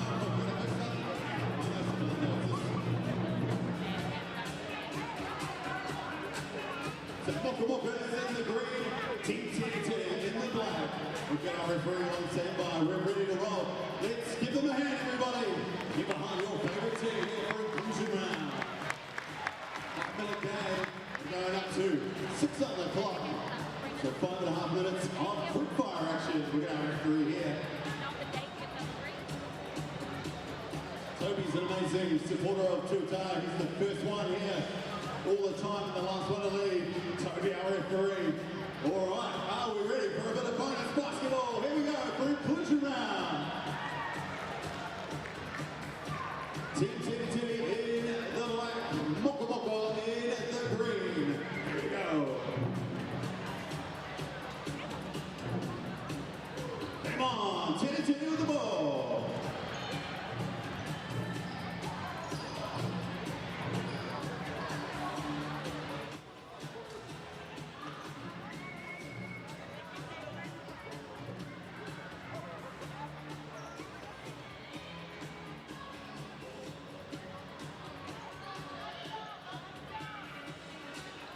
Great to play here. We've seen the twins before. Superstars last time out last year. As number 4 puts it up. Looking on there, we've got a turnover. And stealing it in. On the match. Titty up by 2.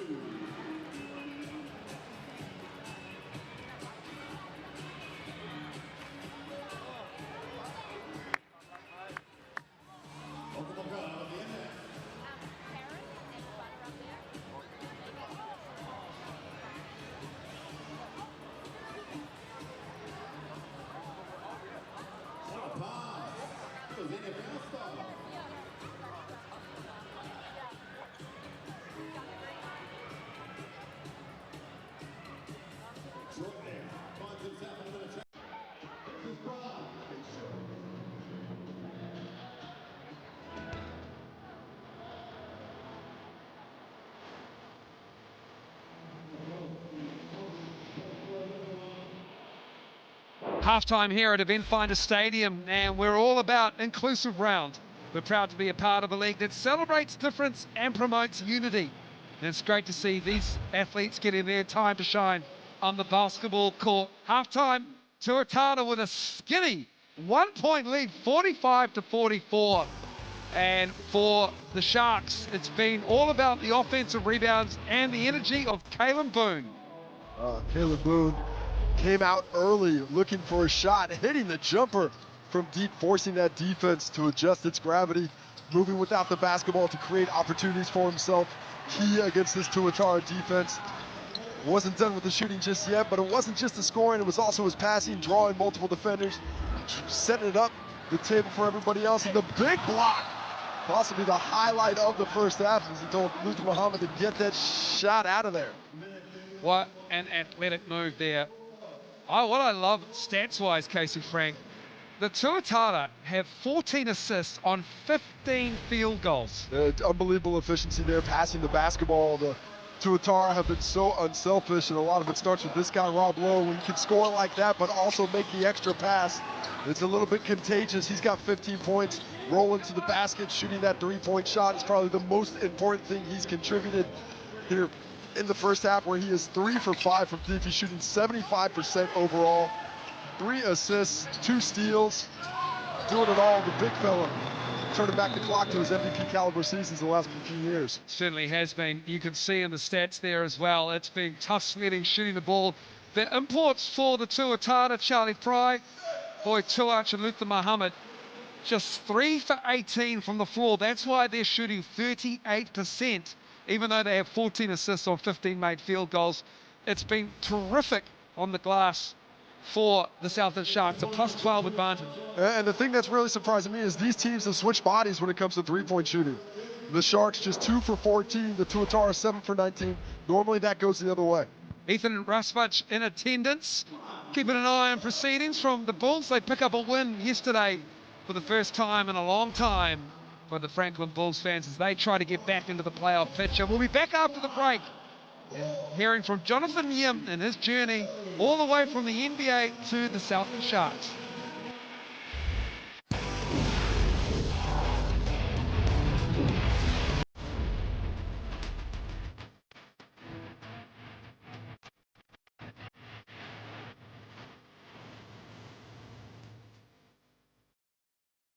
It was a strong start for the Sharks, but now the upper hand just slightly with your take-up to the side.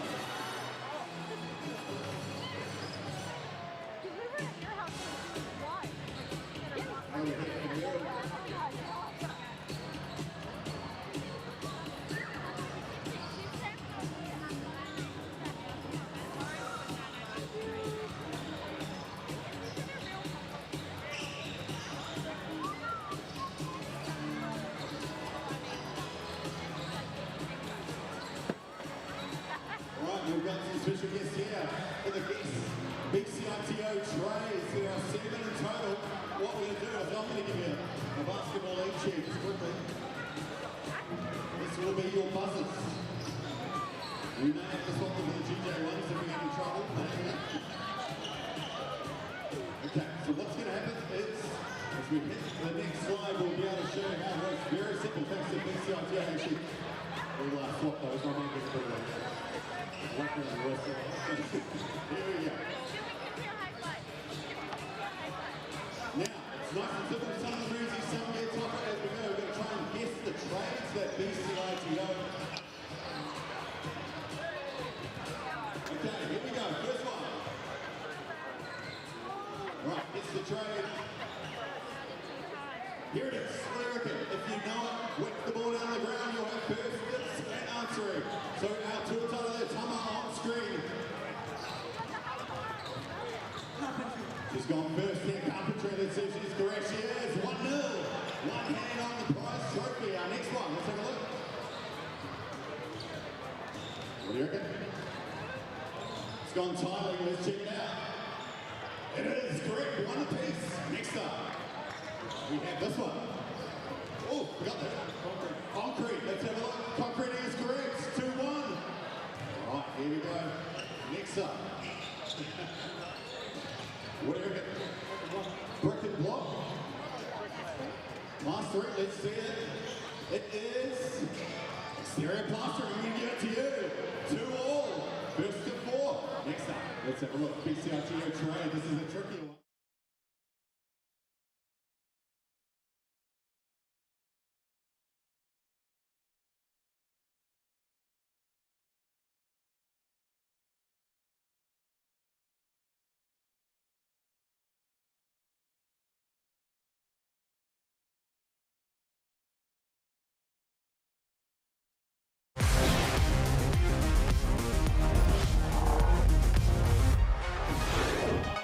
another quality sweater from Jonathan Yim. He loves his sweaters. They announced him last year as a head coach. He's embraced his time in Invercargill. Some friends kind of reached out to me and said that there was opportunities in New Zealand. And when the Shark job posted, sent in my resume, and the rest, I guess, is history. Emotions spilling over in the third quarter. When I was thinking about who really had an impact on my life, it was always my teachers and my coaches. Growing up, I really wanted to be a high school basketball coach and a history teacher.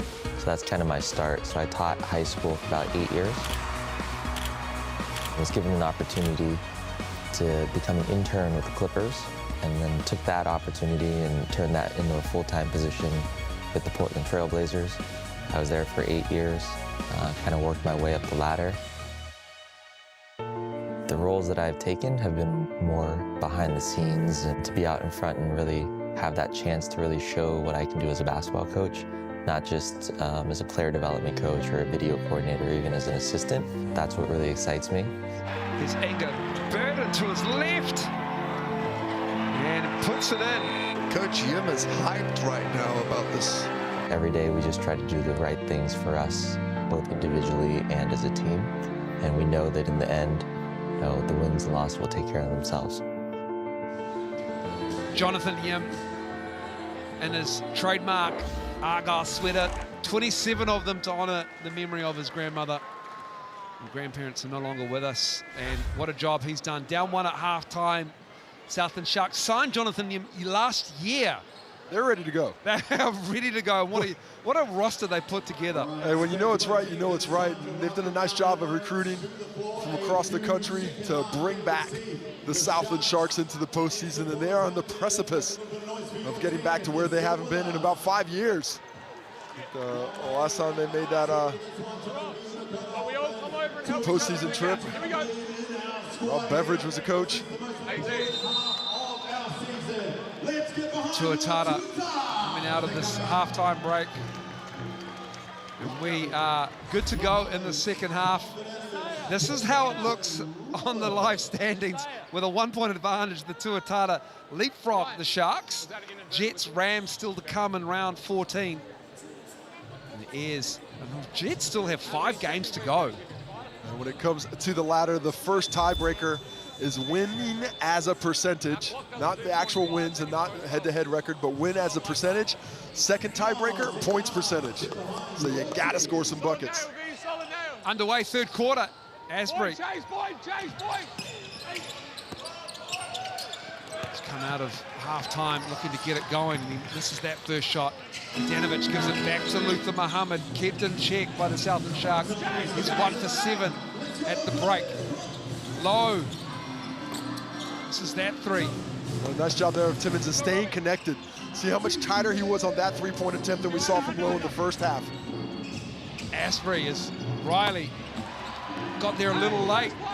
Caleb Asbury coming out aggressive in the second quarter, or second half, sorry. 4 shots at halftime. He's taken 2 already here in the third quarter. Asbury's all over Luther Muhammad. Gets free though. Too strong, 1 for 8 now, Luther Muhammad. 2024 MVP for the Bulls. Asbury goes again. Riley tracks down the long rebound.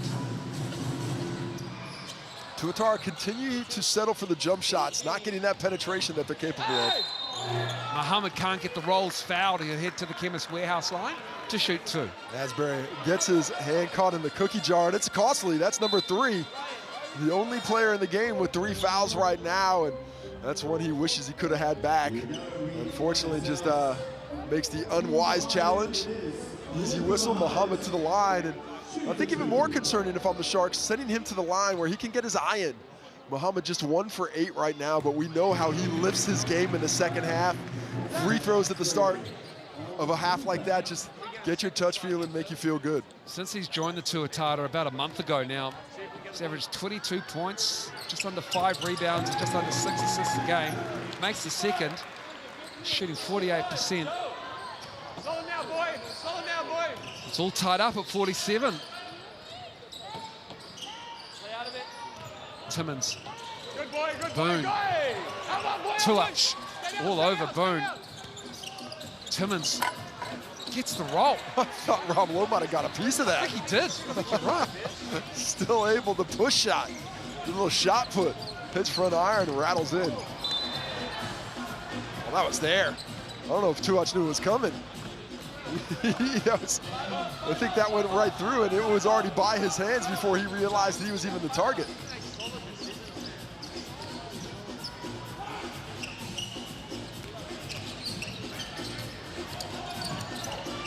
Boone stepping back. Sharks starting to settle for that jump shot as well.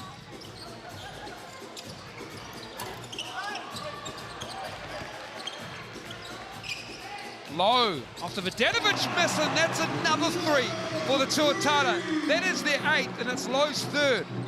Zach Riley creates that opportunity, hustles to the offensive glass. Make it his 4th, my bad. 4. Dropping it on. Second chances, doesn't kill you on the threes. Boone to Timmins, great footwork, gets the finish. Sam Timmins is going to work down low. He has taken the challenge. Yes, Rob Lowe's got 18 on 7 for 10 shooting, but Timmins coming right back at him. And Tuach gets that roll. Oh, nice work from Asprey to tip that back to Boone. Timmins is 12 points, 6 of 6 shooting. Timmins has come back from Japan, and he looks far more polished than he was last season. Not that he wasn't polished last season, but he's just got a maturity to his game that's building. Well, he looks a little bit lighter. He's been a bit more aggressive offensively. You know, doesn't get a ton of ball in hand with this lineup. You can see how the possessions sort of cycle through players, and it's always tough when you're down low, but taking great advantage of the chances he's being given today. He's going to go it low again. Up ahead, Tuach, Rob Lowe just fired that with one hand. Yeah, he didn't see Tukaha Cooper running behind him. It's good hustle from Tukaha Cooper from Whanare originally, and then educated at Rotorua Boys High School after being in Whangarei. He spent the last season with the Tuatara, but the Sharks said, "You want some playing time? Come down this way." And the Jets before that, it's Boone. Knocks down that three over Luther Muhammad. Keelan Boone, he's got 12. I thought he might have got a hand on the hand as well. That's Boone, Timmins, and Alec, all with 12 points for the Sharks. Riley, pump fake. Futu about to check in the game for the Tuatara. Closeout from Alec. Riley stepping through to Muhammad. Not a lot of rotation on that shot, and Asprey with the rebounds. A few players are shooting pretty well for the Tuatara, but those perimeter guys just can't find it. Muhammad, Tuach, and Pride struggling at a 3 for 21 clip combined. Fired it into the corner, did Asprey. Tukaha Cooper with a 3 in the corner. Sharks lead is now to 5. Huge shot there. Tukaha Cooper steps into the starting lineup and does his Zoe Burton impression with the corner triple. Riley over the top of the Vidanovic 3. Tuach try to get an offensive board. And Rob Lowe and Asprey go into the crowd at the sideline. A nice hustle by Lowe. Takes what would have been a Sharks possession by getting involved in that activity. And gives it back to the Tuatara. Rob Lowe going to head to the bench now for a couple of minutes as Dan Fotu gets his first burn of the second half.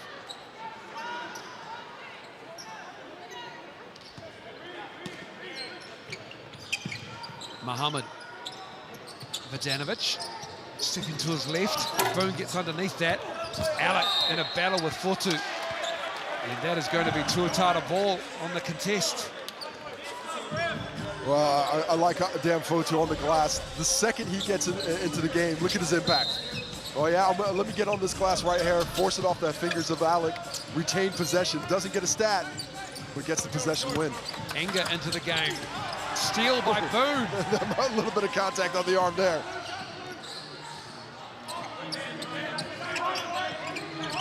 Fotu matching up on Alec. What a matchup this will be. Alec facing up. Boone in the corner, over the Tuach arms. Oh, Keelan Boone says in your face. A timeout, Cam Glidden in the Tuatara. What is the answer for Boone? He has found the range. He is 3 for 10 from deep, but heating up. Look at this catch. Tuach, nice defense. He's right there, but better offense, draining the corner triple. The Sharks are taking over. Knocking it down. Timeout, Tuatara. Cam Glidden doesn't like the run they've been on. Great response, okay? We've been in this situation all game now. Okay? Don't play around with it. Get stops, everyone's got to crash. We know that, hey, they're not going to give it to us. You got to go earn it. You got to go take it. We got it. Come on now. Well, Sam Timmins has been terrific in this game. He's 6 of 7, 12 points, 6 rebounds for the big man. We'll take a look at how he's getting it done. The ranginess on the little shot put from about 15. He's trying to chase out defensively. But Rob Lowe coming back with a triple, but the footwork down low from Timmins in response has been excellent. 12 points, 6 rebounds for the big fella. 6 for 7 from the field, though. You love that level of efficiency. Him and Alec combining to go 12 for 17 from the field. It's 66% today for their 24 points up to this point. He'll sit for the Sharks. It won't be for long. Got an 8-point lead to start this third quarter, coming up on the midway point. Luther Muhammad just 1 for 9. Tuach to the cup, and he's... I think Boone got a piece. Stopped by the Sharks defense, and Boone is there again. The two-watch double point ball often gets it clear, but that time Boone had the floatiness to stay high. Oh, Boone. Oh, he's feeling it. Oh, my. They can't guard you, Keelan Boone. Oh, my, damn Fotu. And he knows it. Looked at his bench and was like, oh, my. 18 points for Boone. Muhammad sent Asprey going. Gets the roll. Now, is that the shot? Gets a little smile to the face of Luther Muhammad. Will he get a little bit of pep in his step of his game? Here's Asprey. Gets around the defense of Muhammad. Answers him back. I'd like to see both teams try and play a little bit faster. Another contested shot. Muhammad 1 for 10. Nice box out there by Inger. The Sharks, they haven't pushed the pace too often. They're happier in the half court. Make it 2 for 11 for Muhammad.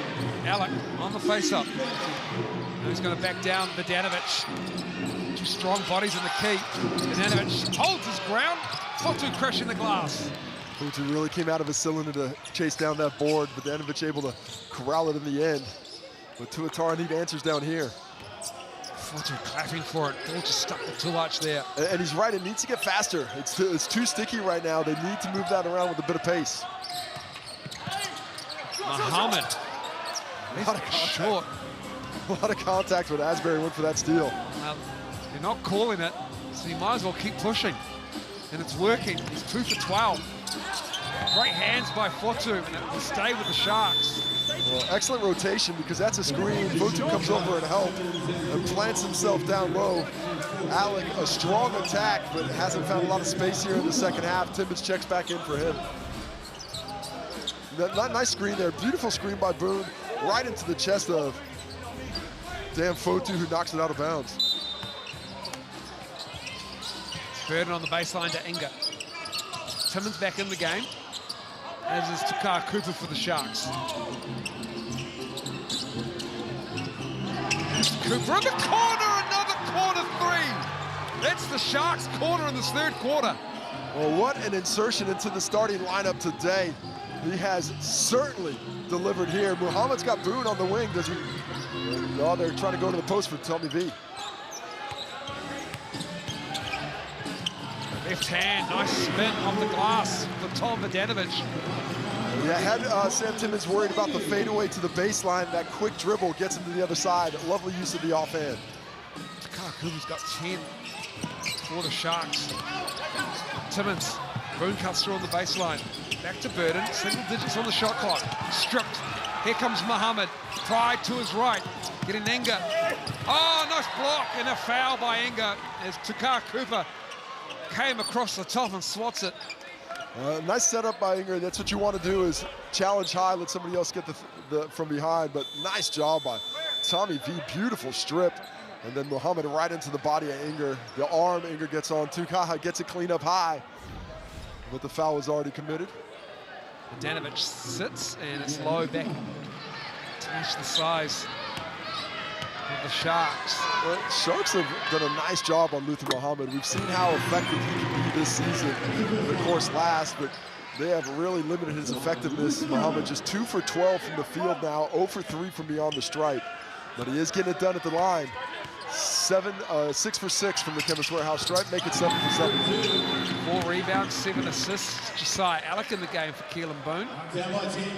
Josiah Alec, born in Texas out of San Antonio. Played in Nebraska. Some coaching while he was in his senior year in Nebraska. Ty Webster played for Nebraska. It's just one of those useless facts that I have in my head for some reason. You love those Cornhuskers. Shout out to Ty Webster. Knocking it down is Cooper. 12 points for Tukaha Cooper. I've never seen the wipe off of the hand after a make. Tukaha Cooper keeping those dry. Pride on the wing. Good defense from the Sharks.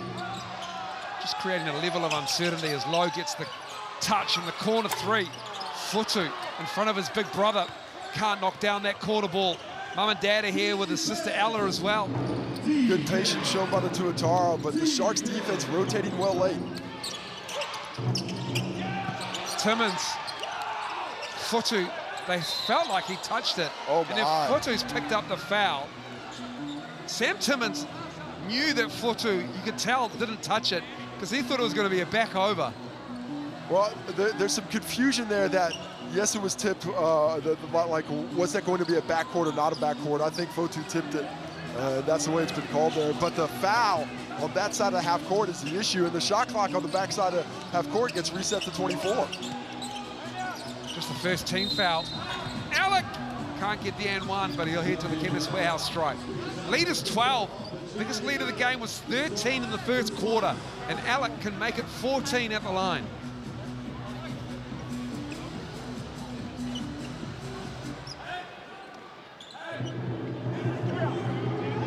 Well, the Sharks are playing with a lot of confidence right now. That's with Boone and Asbury on the bench, something that was unheard of for the first 10 games of the season for them. They've done such a nice job of developing the wider squad. Inger's into the unit now, offering them a little bit more. Being able to play and still play successfully with those two right there out of the game, a big change. For the Tuatara, they need to find a little bit more aggressiveness. The Sharks right now are shutting down the painted area, forcing the Tuatara into nothing but jumpers, and that efficiency from deep is starting to wane. Largest lead of the game for the Sharks. Can Muhammad change that? And he'll head to the line to shoot 2. Free throw's the only thing keeping it even reasonably close. The Tuatara right now, perfect from the stripe, 12 for 12 from the Chemist Warehouse. It was 45-44 at halftime, a 1-point advantage. Make sure you catch League Lounge with Sean Johnson Wednesday nights at 8 p.m. It'll be the last time I get to do the Warriors since they lost. Fronting that, I don't think I'll be asked back. It's been 20 years in the making, Casey. It's definitely your fault, bro. First Warriors game.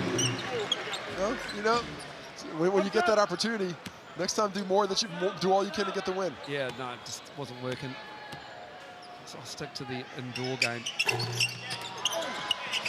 Crashing the glass is Charlie Pride. Futu on the glass. What a battle.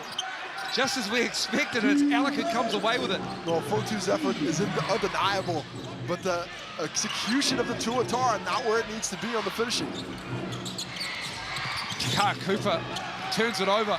Charlie. Watch out. Tuach with the two-hand dunk. Well, the late delivery, Tuach didn't quite get his steps, but still a beautiful fast break execution. Is that the spark that could get the Tuatara going? It was Luther Muhammad who gave it to him.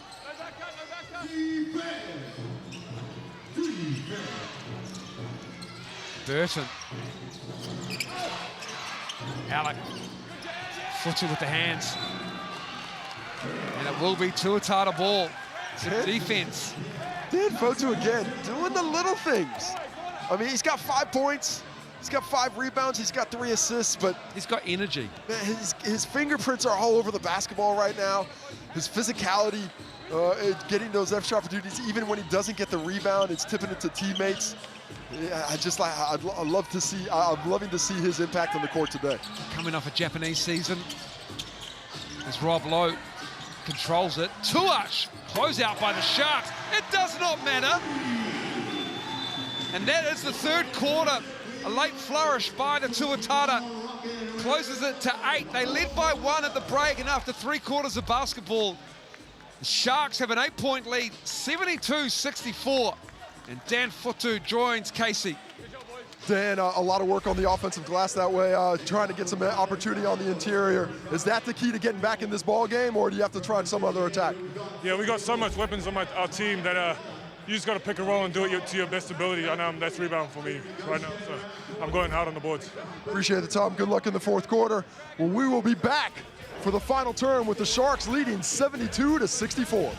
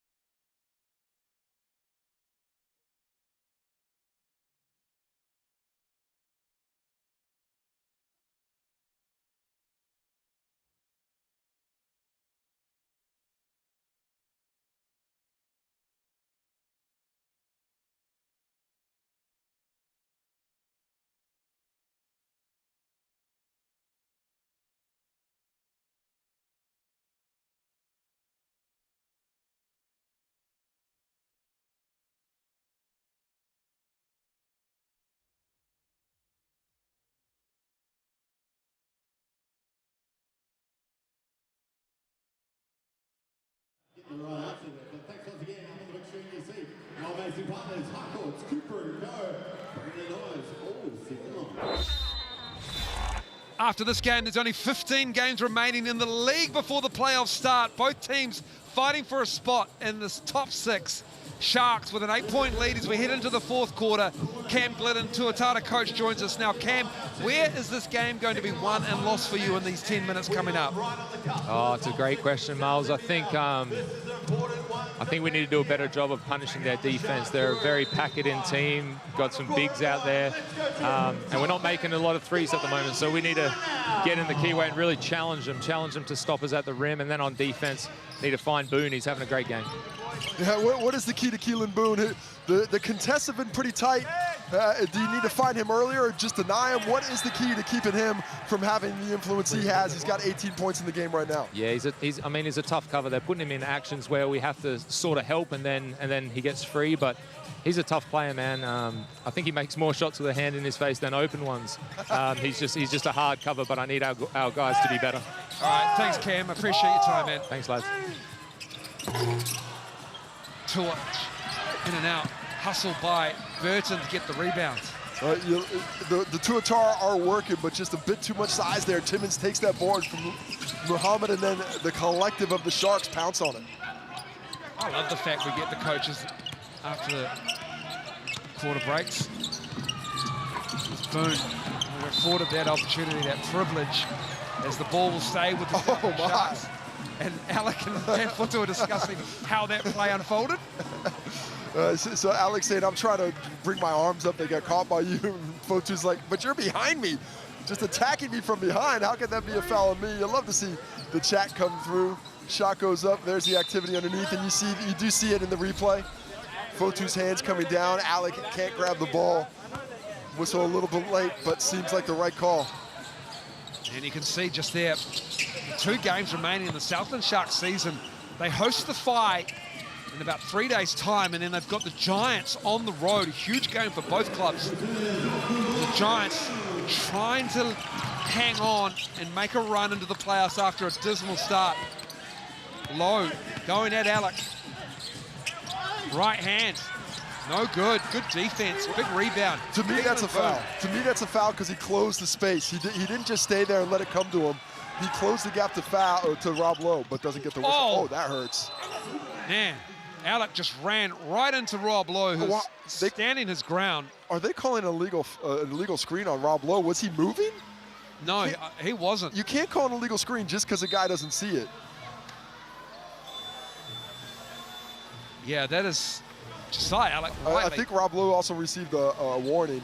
Well, why is that a foul? He's posting up. He's sitting there the whole time. That, to me, that should not be a foul there. There's a lot of contact, yes, but Rob Lowe's he's getting some posted area. He's sitting in the spot. Unfortunate contact, yes, but sometimes that's the game. Rob Lowe, he has to sit. It's only his first foul. Cam Glidden seeking an explanation, none forthcoming that will satisfy his query.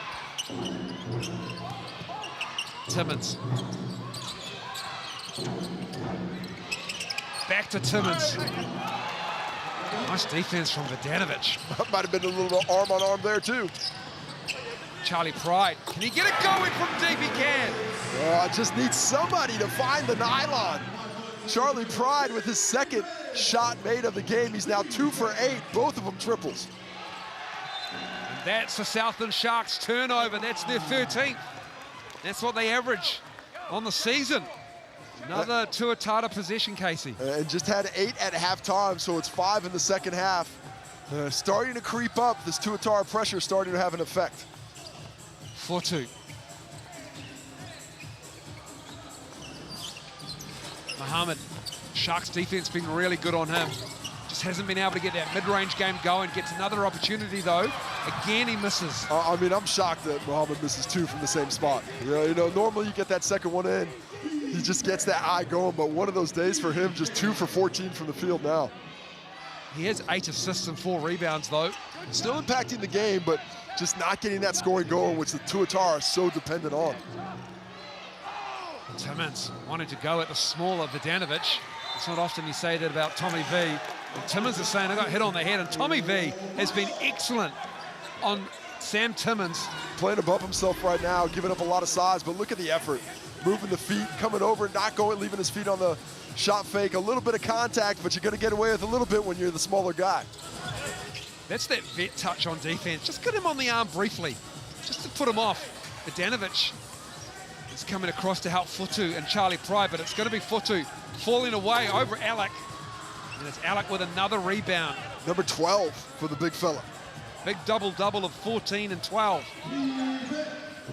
Hasbury, straight on 3. Front of the rim, falls to Timmins. Well, that's a big find, but Boone doesn't take the shot. I'm surprised. I don't think he had a hand in his face. Timmins going at Vidanovic again. And again he gets the stop, does Tommy V. Well, just a challenging Timmins with his strength and physicality. Great box out on the weak side on the 2-arch board. Lowe's going to come into the game, probably for Dan Futu by the looks. There's Pride. Well, that can't go down for Charlie Pride, who's now 2 for 9. I mean, that's a great look. If I'm Coach Cam Glidden, I might be hesitant to take Futu off the court right now. He has had such an impact on the glass defensively. We'll see what happens when it's a dead ball. Again, it's Timmins and Vidanovic, and this time it's a quicker move. Well, they're just trying to hammer that nail in. They understand right now that he's got the big size advantage, and yes, Vidanovic is playing gamely, but they think the size is going to win out eventually. Muhammad can't get the roll, but he will head to the line to shoot 2. That's going to be a foul on Asbury. That's going to be his 4th. He fouled out of the game against the Hawks on Friday, and here comes Lowe, 4 for 2. That's easy.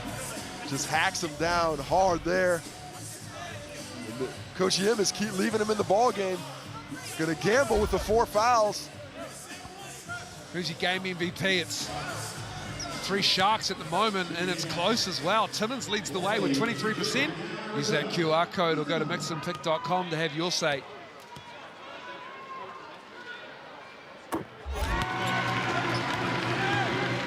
Muhammad at the line. It's where he's been getting his points tonight, and this afternoon rather.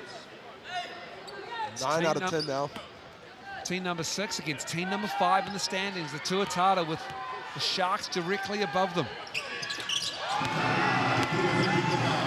Well, the Tuatara right there. If they can string a couple of stops together in their home court with 6 minutes to go, they'll be in great shape. Turnover, Tuach. Oh, Anger was there and he steals it away.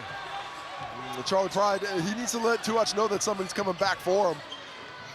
He's the one who can see the entire court. Tuach does not see the hustling Inger running behind. Oh, another turnover. That's number 16 for the Sharks. And Asbury gets 2 in a row, his 7th of the ball game. Hasn't been a game that he's been 100% with.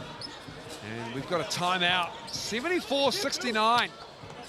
Sharks stumbling a little bit here in the 4th quarter. We'll have a listen into what Coach Jonathan Nim has to say. Right, so that just means the next game you're not going to have any. Okay, that's all it means. Okay, just focus on the next possession. Okay, hey, look, we're halfway home. Do you understand? Focus on that next one. You're good. You're good. We got you. Right here. We're right here. Elijah, all right. Elijah, have a look out there on the screen. Hey, look, when we get a set and stuff like that, okay, we just want to take care of the ball. Okay, a couple turnovers here. Okay, and then on the defense side, we got to just collapse and we got to get rebounds. Okay. No. Look, when we get a set, I just want to go 5-up triple. Okay, 5-up triple. Okay, for either of you guys, be patient. Look, they're not calling anything when you go to the rim, when you guys go to the rim. So again, patience, be strong with the ball. Don't expect the refs to bail you out, right? You have to be strong with the ball. Okay, come on. Championship 5 minutes. Here we go. At this point of the season, it just come down to desire and attitude, and Caleb Asbury, he hasn't had the game he's wanted. He's got 4 fouls, 7 turnovers, but Caleb Asbury is the kind of player who can affect a play in a positive manner. And to me, look at the matchup. Mohammed and him, neither one shooting the ball very well. Asbury 3 for 10, Mohammed 2 for 14. But both players affecting the game in other areas. Asbury has 8 rebounds and 7 assists. Mohammed has 4 rebounds and 8 assists and 4 steals. To me, the winner of this game comes from the point guard who's able to define their form down the stretch of this one. Danovic going at Alec. Wilkie, contested 3. Timmons with a big board. Just the Tuatara offense, too static for me right now. I'd love to see it be a little bit more kinetic, more activity, bouncing around with that energy. 8th rebound for the big man for the Sharks. There's Asbury, pull up. There it is. That'll feel good for Caleb Asbury. And they gave him a little momentum, came off the double out of the corner, and then taking that speed, going downhill, forcing Pride on his heels so he gets that jump shot from 17. Luther Muhammad again. Just hasn't been Luther Muhammad's day in the mid-range. He loves those looks. Keelan Boone ready to check in for the Sharks. And an offensive foul on Josiah Alec on that screen. It's just going to be his first of the ball game, which I'm amazed about. How can you play that hard and have 1 foul? That is, we'll take another look at it. Well, I guess they're calling the arms, but Muhammad moves the arms. Maybe the legs, not on the cylinder. Maybe the legs, yeah. I mean, he's definitely not, in that straight up and down. Yeah, but you're right, Casey. Just foul number 1. I mean, to play like that. Sharks' second team foul. Tuatara have 2 as well. With 4:36 to go in the 4th quarter. Muhammad, just keep going, Luther. Get the roll. That's the one. That'll feel good for Luther Muhammad. And when you're a shooter and you're off, shoot until you're on, baby. Just keep it going. It's going to turn around. Muhammad now up to 16 points. 3 of 16 from the floor. Sharks lead is 5. Asbury. Josiah Alec at his feet, picks it up, shoots it. Timmons is there to keep it alive for the Sharks. Offensive rebounds once again. The Tuatara have caught up, but it's still a 15-14 advantage Sharks. Timmons can stroke it, and he does! Stop it, Big Sammy! Pulls the Keelan Boone hand in his face, even though nobody's within 5 feet of him. Showing the range, Big Sam Timmons. Let it rain. Charlie Pride, can he answer? He can! He has a knack of getting hot, and he does not need much space to get off that jumper. Huge shot for him. He's up to 11.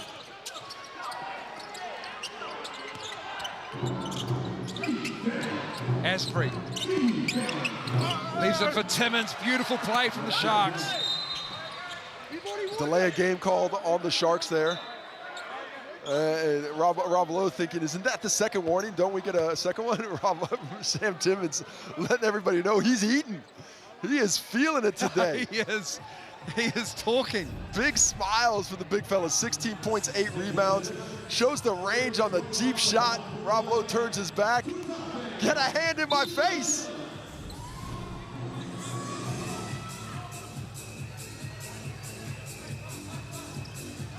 Luther Muhammad.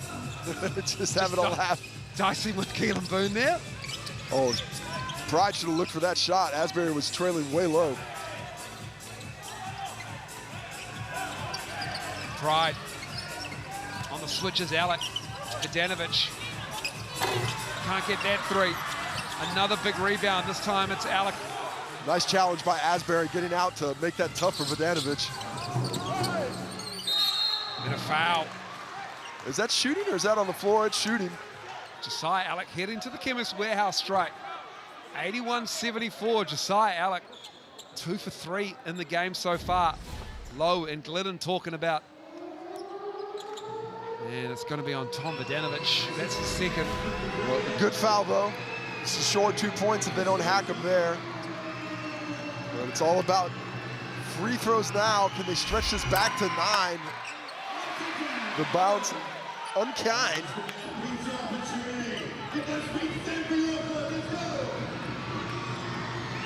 Shout out to Kaha Kupasvano and friends.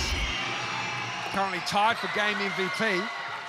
He definitely had a hand in it, especially in that third. Here's Muhammad. Felt like he was fouled. No whistle coming. I mean, there's a lot of contact right on that gather. Completely took away his ability to leap off the ground. And the Sharks, wow, this game is in hand. They just have to be smart for the final 2:30. Coach Ian was right in that timeout. Don't expect the referees to bail you out. And he, as hot as Caleb Asprey, felt like he should be bailed out for that one. No whistle. Back the other way with have to go fast. Charlie Pride for 3. Alec, another rebound. It's cold in the gym for the Tuatara down the stretch. Well, the three-point shot has just left them. After 3 quarters, they were 8 for 22. They're now, they've made 2 of their last 11. Sam Timmins puts Rob Lowe down. And now we've got Alec on the floor, and we've got a jump ball call, and it's going to stay with the Southland Sharks on the possession arrow. With just 4.6 on the shot clock left for them to get something up now. Rob Lowe's headed back to the bench.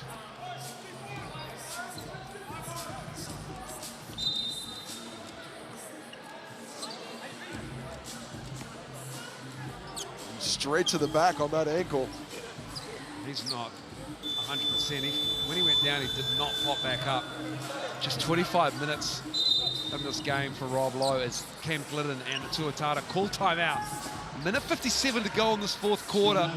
We can't have our cameras into these timeouts now. VNZ player timeouts are available for these 2 teams. And Casey Frank, there's a Bulls team right now who are looking at this game, very interested. They're currently at 8 and 10 on the ladder. On the outside looking in, and another 3 teams below them with 7 wins.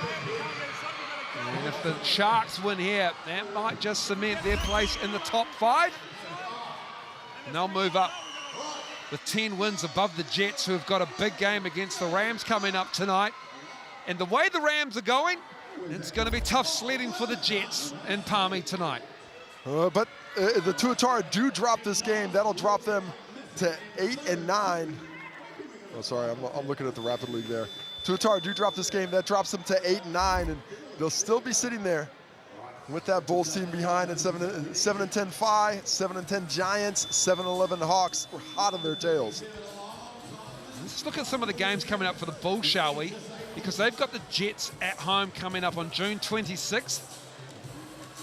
And then they don't play unless they don't play until the last game of the round, of the season, regular season, against the Rams. That is going to be... That's not the one you want to finish with. That is going to be an absolute test. But But the Rams could have everything locked up by that point in time. and by then, I would say, I would go out on a limb and say, yeah, they'll have home floor advantage not locked up. So big question then. Oh, the prognosticating. Anyway, back underway. Under 2 to go. Timmins has the ball. And he puts it up with the left, and it's 4-2. They had a short clock, remember, out of that timeout, and a foul from Keelan Boone. Silly foul there by the Sharks. No reason to do that. That puts them one foul closer to the bonus, but just the third team foul there. So both teams 2 fouls away from shooting free throws. Keelan Boone, that is his second foul. 6. Make it 8 is the lead, 82-74.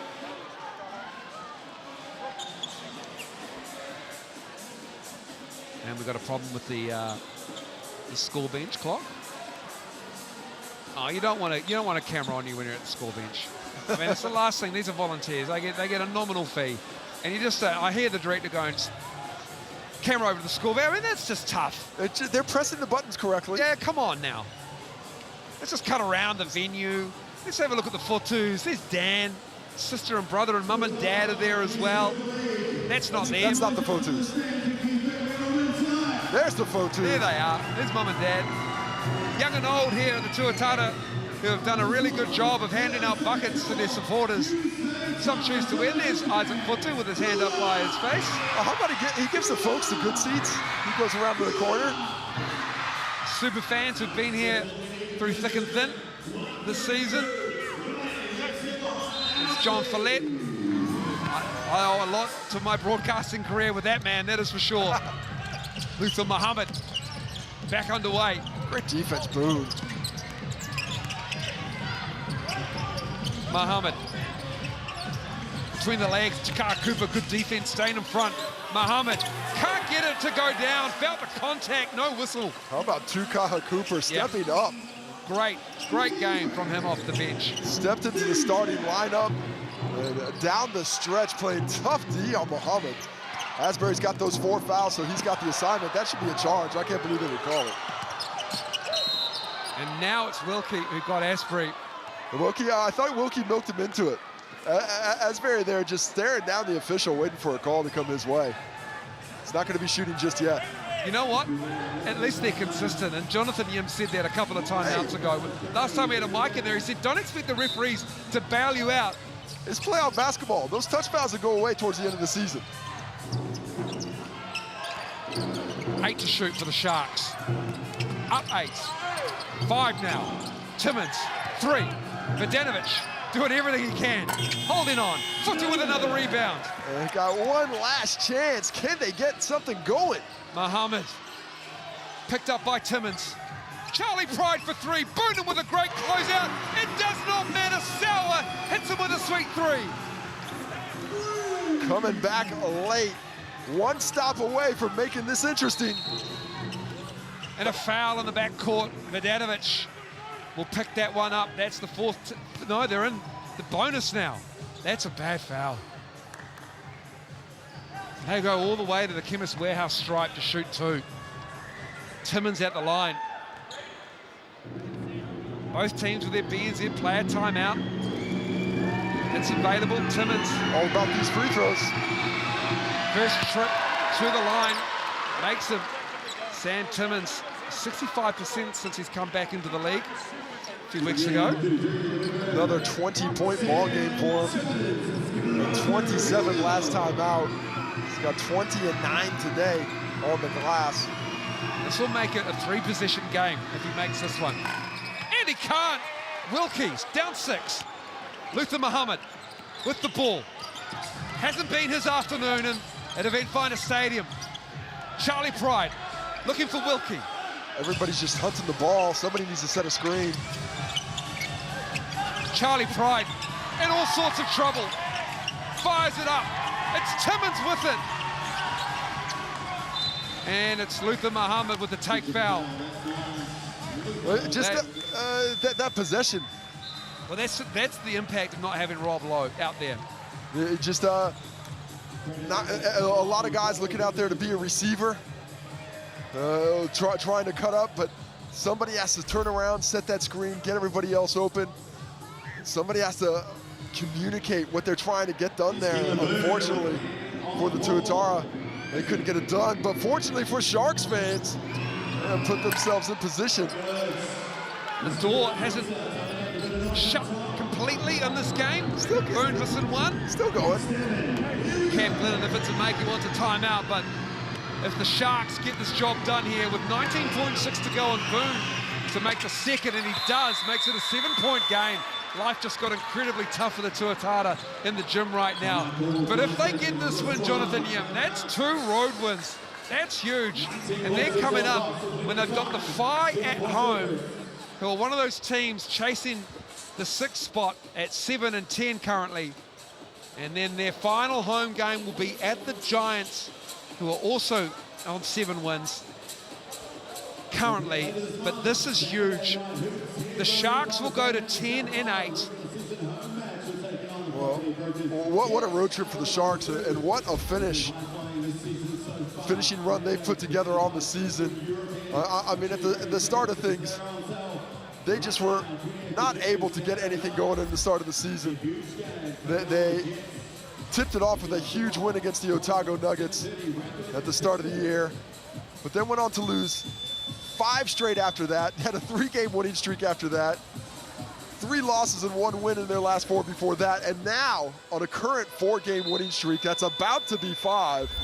The up and down roller coaster season continues, but they are peaking at the right time and looking like a very dangerous team. They've got size, they've got shooting, they've got enough depth now. They've got a coach who can inspire their team, who they're playing very hard for. And everything's coming up orange at the right time of year. Well, they're the 3rd hottest team in the league behind the Rams and the Saints, who are the standard setters, the standard bearers of this league, the Rams especially. They've got the Jets later tonight. And we back to the Tuatara though. Wilkie with a clean look and knocks it down. I tell you what, Keelan Boone, he closes out like no other in the league. Well, they throw the ball there. I would have already started counting if I was the ref, but not an easy place to get the ball, and that's looking like 5. And a timeout called by Jonathan Yim. Uses his last timeout. That's great coaching. That is coaching. That's great coaching. That's not their BNZ player timeout. That's his coaching right there.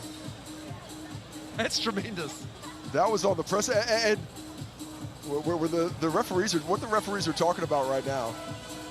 Yeah, that the timeout was called by the bench.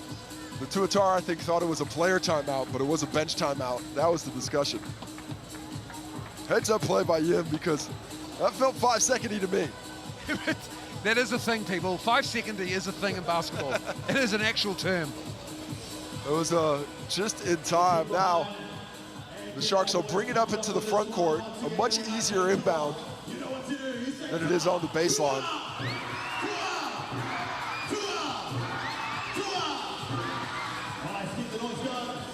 And for the Tuatara, their run home with just 15 games remaining in the season, in the league. They have a big road game against the Giants, who are so hot right now. They have a 3-game win streak. The Jets, they'll come here next Saturday. Saturday night, the Jets in town. Huge game for both clubs. And then the last game for the Tuatara will be at the Hawks, a road game to round out your season. What will be the permutations of that game for them? Alec, Vidanovic on him. Tuatara have to sell out. There has to be desperation for the steal here. Got a foul. And a foul by Luther Muhammad. Not bad, just a little bit over a second on that possession. Just his second, but shots coming up, obviously. And trying to make it a 2-possession game again. Braden Inga.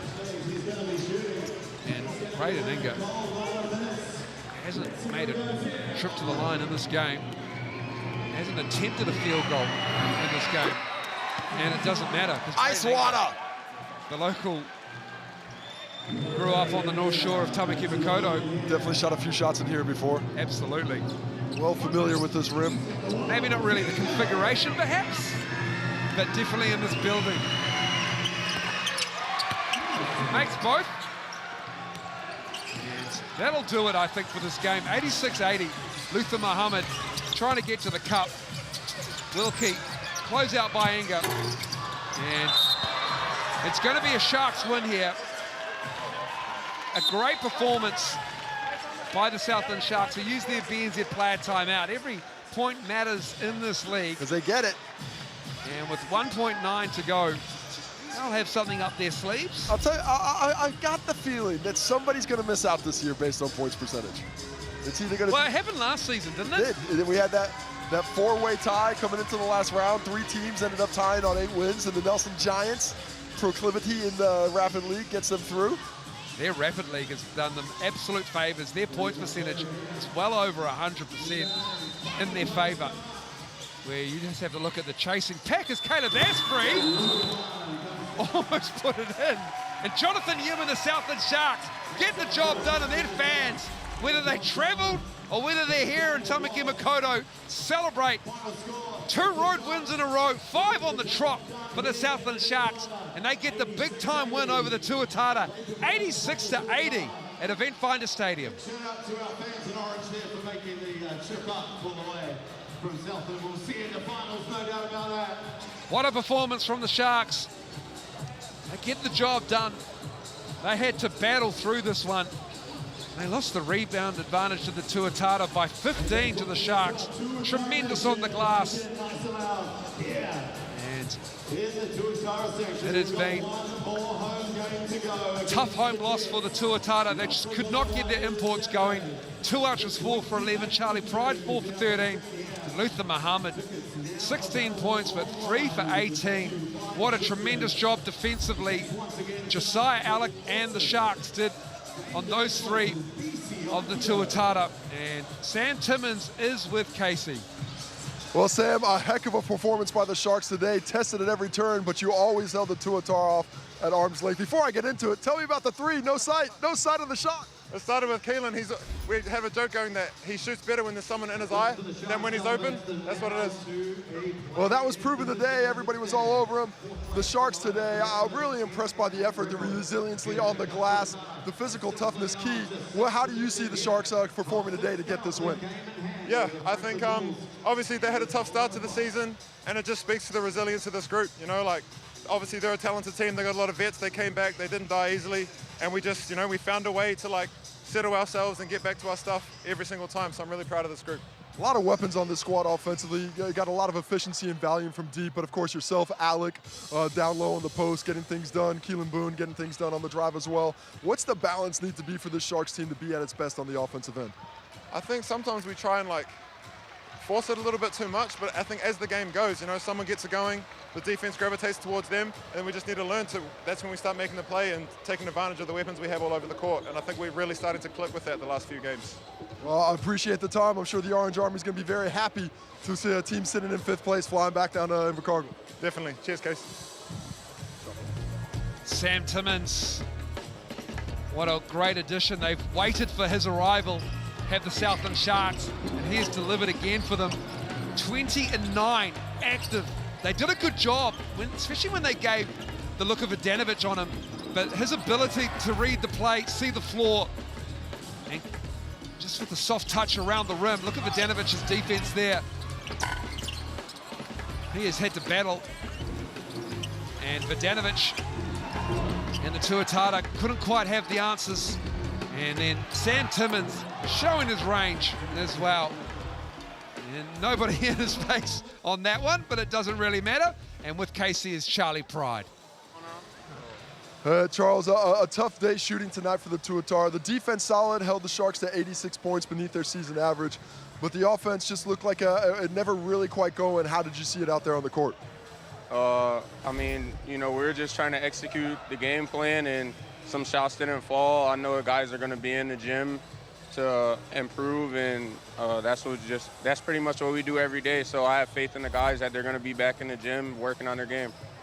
Now, Of course, down in the business stretch of the season, a couple of this loss last week to the Saints puts you in a difficult position. What's the key for the Tuatara to pick up these pieces and finish strong and force their way into the top 6 in the postseason? I mean, we just got to keep believing in each other and grasp each other tight. Like, we just got to be a family and work together. I feel like when we're all working together on all cylinders, we're one of the best teams in the league, for sure. And when you look at today's performance, especially on the offensive glass, the Sharks had a lot of impact. What was the key to the Sharks' victory today? What was it that the Tuatara just couldn't quite get sorted? I would say they got it going a little bit earlier than us as far as offensive rebounds and just playing harder than us coming out the gate. So, you know, we're just going to have to make some changes and make sure we play harder than everyone we play against. Appreciate your time. Good luck going forward. Thank you. Disappointing loss for Charlie Pride and the Tuatara. Here's how it shaped out. Just 34% on your home floor. Just isn't going to get it done in the NZNBL. Terrific defense from the Southland Sharks. They ground out this game. They concede 91 points, over 91 a game to the Southland Sharks, to their opposition. They held the Tuatara to 80. They are locked in for this playoff stretch coming up. Yeah, it's completely changed for them down the stretch of things. This is a vastly different team than we've seen earlier. Taking a look at the results from the round, the Giants staying alive, the Rams rubbing some a little bit of salt in the Nuggets wound. The Sharks, the first win of the week that set up the drama we had today. The Bulls staying alive, the Airs unable to lock down third spot with a win. The Saints marching and sealing a semifinal spot with that victory against the Phi before today's game, where the Sharks make it 4 in a row and are streaking at just the right time. Rams Jets coming up in around about half an hour's time. Big game for the Jets. It'll be a real litmus test to see where they're at. Now they've dropped down to that 5th spot. The Sharks have gone above them. They're now tied with the Airs at 10 and 8, but by virtue of that points percentage, they're still a ways away, and that is down to their Rapid League team not being able to perform. And unfortunately for them, just 3 wins in Rapid League has been a bit of a crux for them, and therefore that's why they are in 4th spot. The Bulls chasing that 6th spot hard, coming off 7 losses. They get a win over the Airs. And the Phi, Giants and Hawks all on those 7 wins. But look at the points percentage of the Giants, 104.36. That might help their cause over the next coming weeks. In round 15, big game for the Giants and the Tuatara. Big game for the Bulls and the Jets, and a big game for the Phi. All due respect to the Nuggets, who are out of the playoff picture. More games to come, Casey Frank. I'm running out of air. We're not done yet. The Saints will have a chance to stay on the Rams' heels and possibly get that #1 seed if they can keep winning.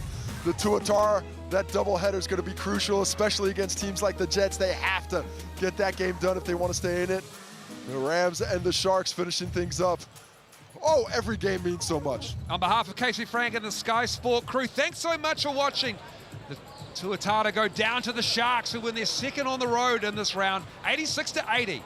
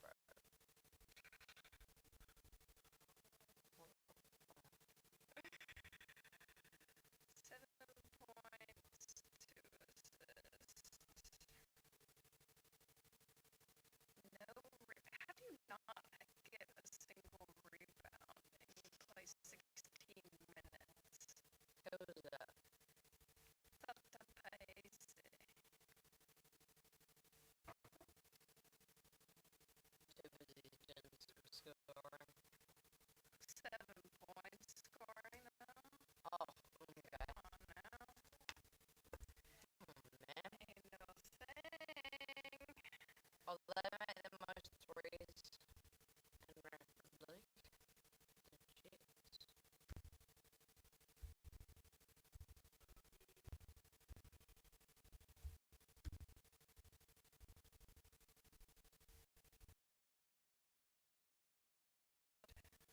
That, like, they average the most threes made per game.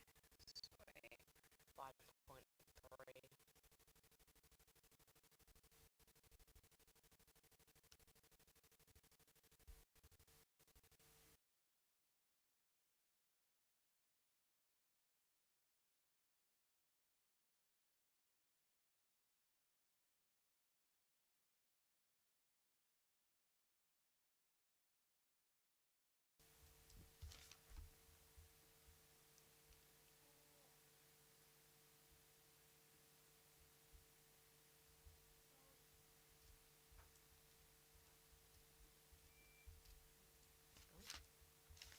Do you know how much Taylor Britt was averaging coming into this game? Yes, I do. 15.8 points. 16 points? Yep. And then 6 assists and 3 rebounds. Oh, that's in good. 27 minutes. So, no one in the Rams averages... More than 30 minutes. Yeah. Yeah, that's what I talked about in the game on Thursday. Yeah, Sean's the most was 28, which is so crazy. But that'll be a bit different today, probably. Yeah. Let's see what these motherfuckers do. Yeah, the game. The Nugs. The Rams versus the Nuggets game. That was honestly so I'm so embarrassing. sorry you had to do that. That should have just been cancelled. They just didn't even try. They just, they done it. They lost no hope. Oh, there's no point in them even trying. Yeah. They should just dip out. Well, they still have any sort of pride.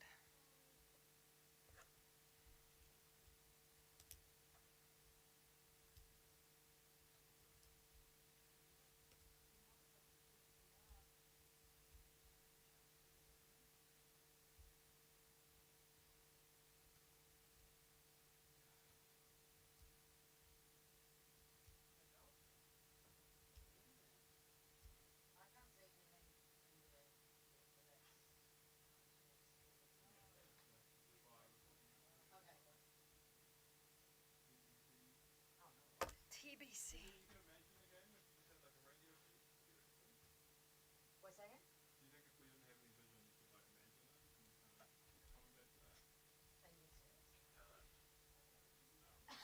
I mean, I could try. Yeah, Mana Martin had 20 points in that game. Yeah, that was crazy. Fucking insane.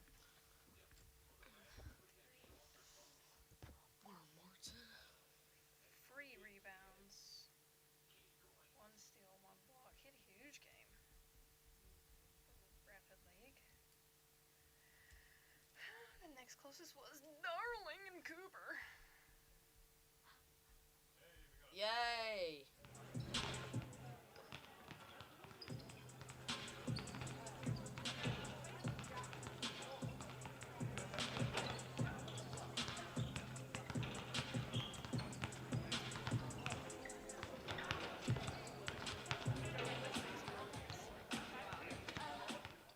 a fucking machine. That's so deep. It's stupid.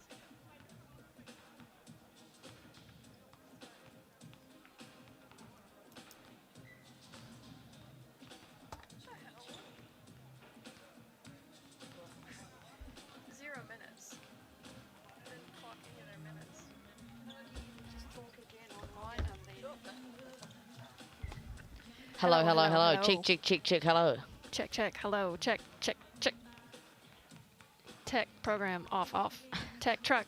RCF. Toll. Talkback. AV. Wow, you know so much. Oh! My God.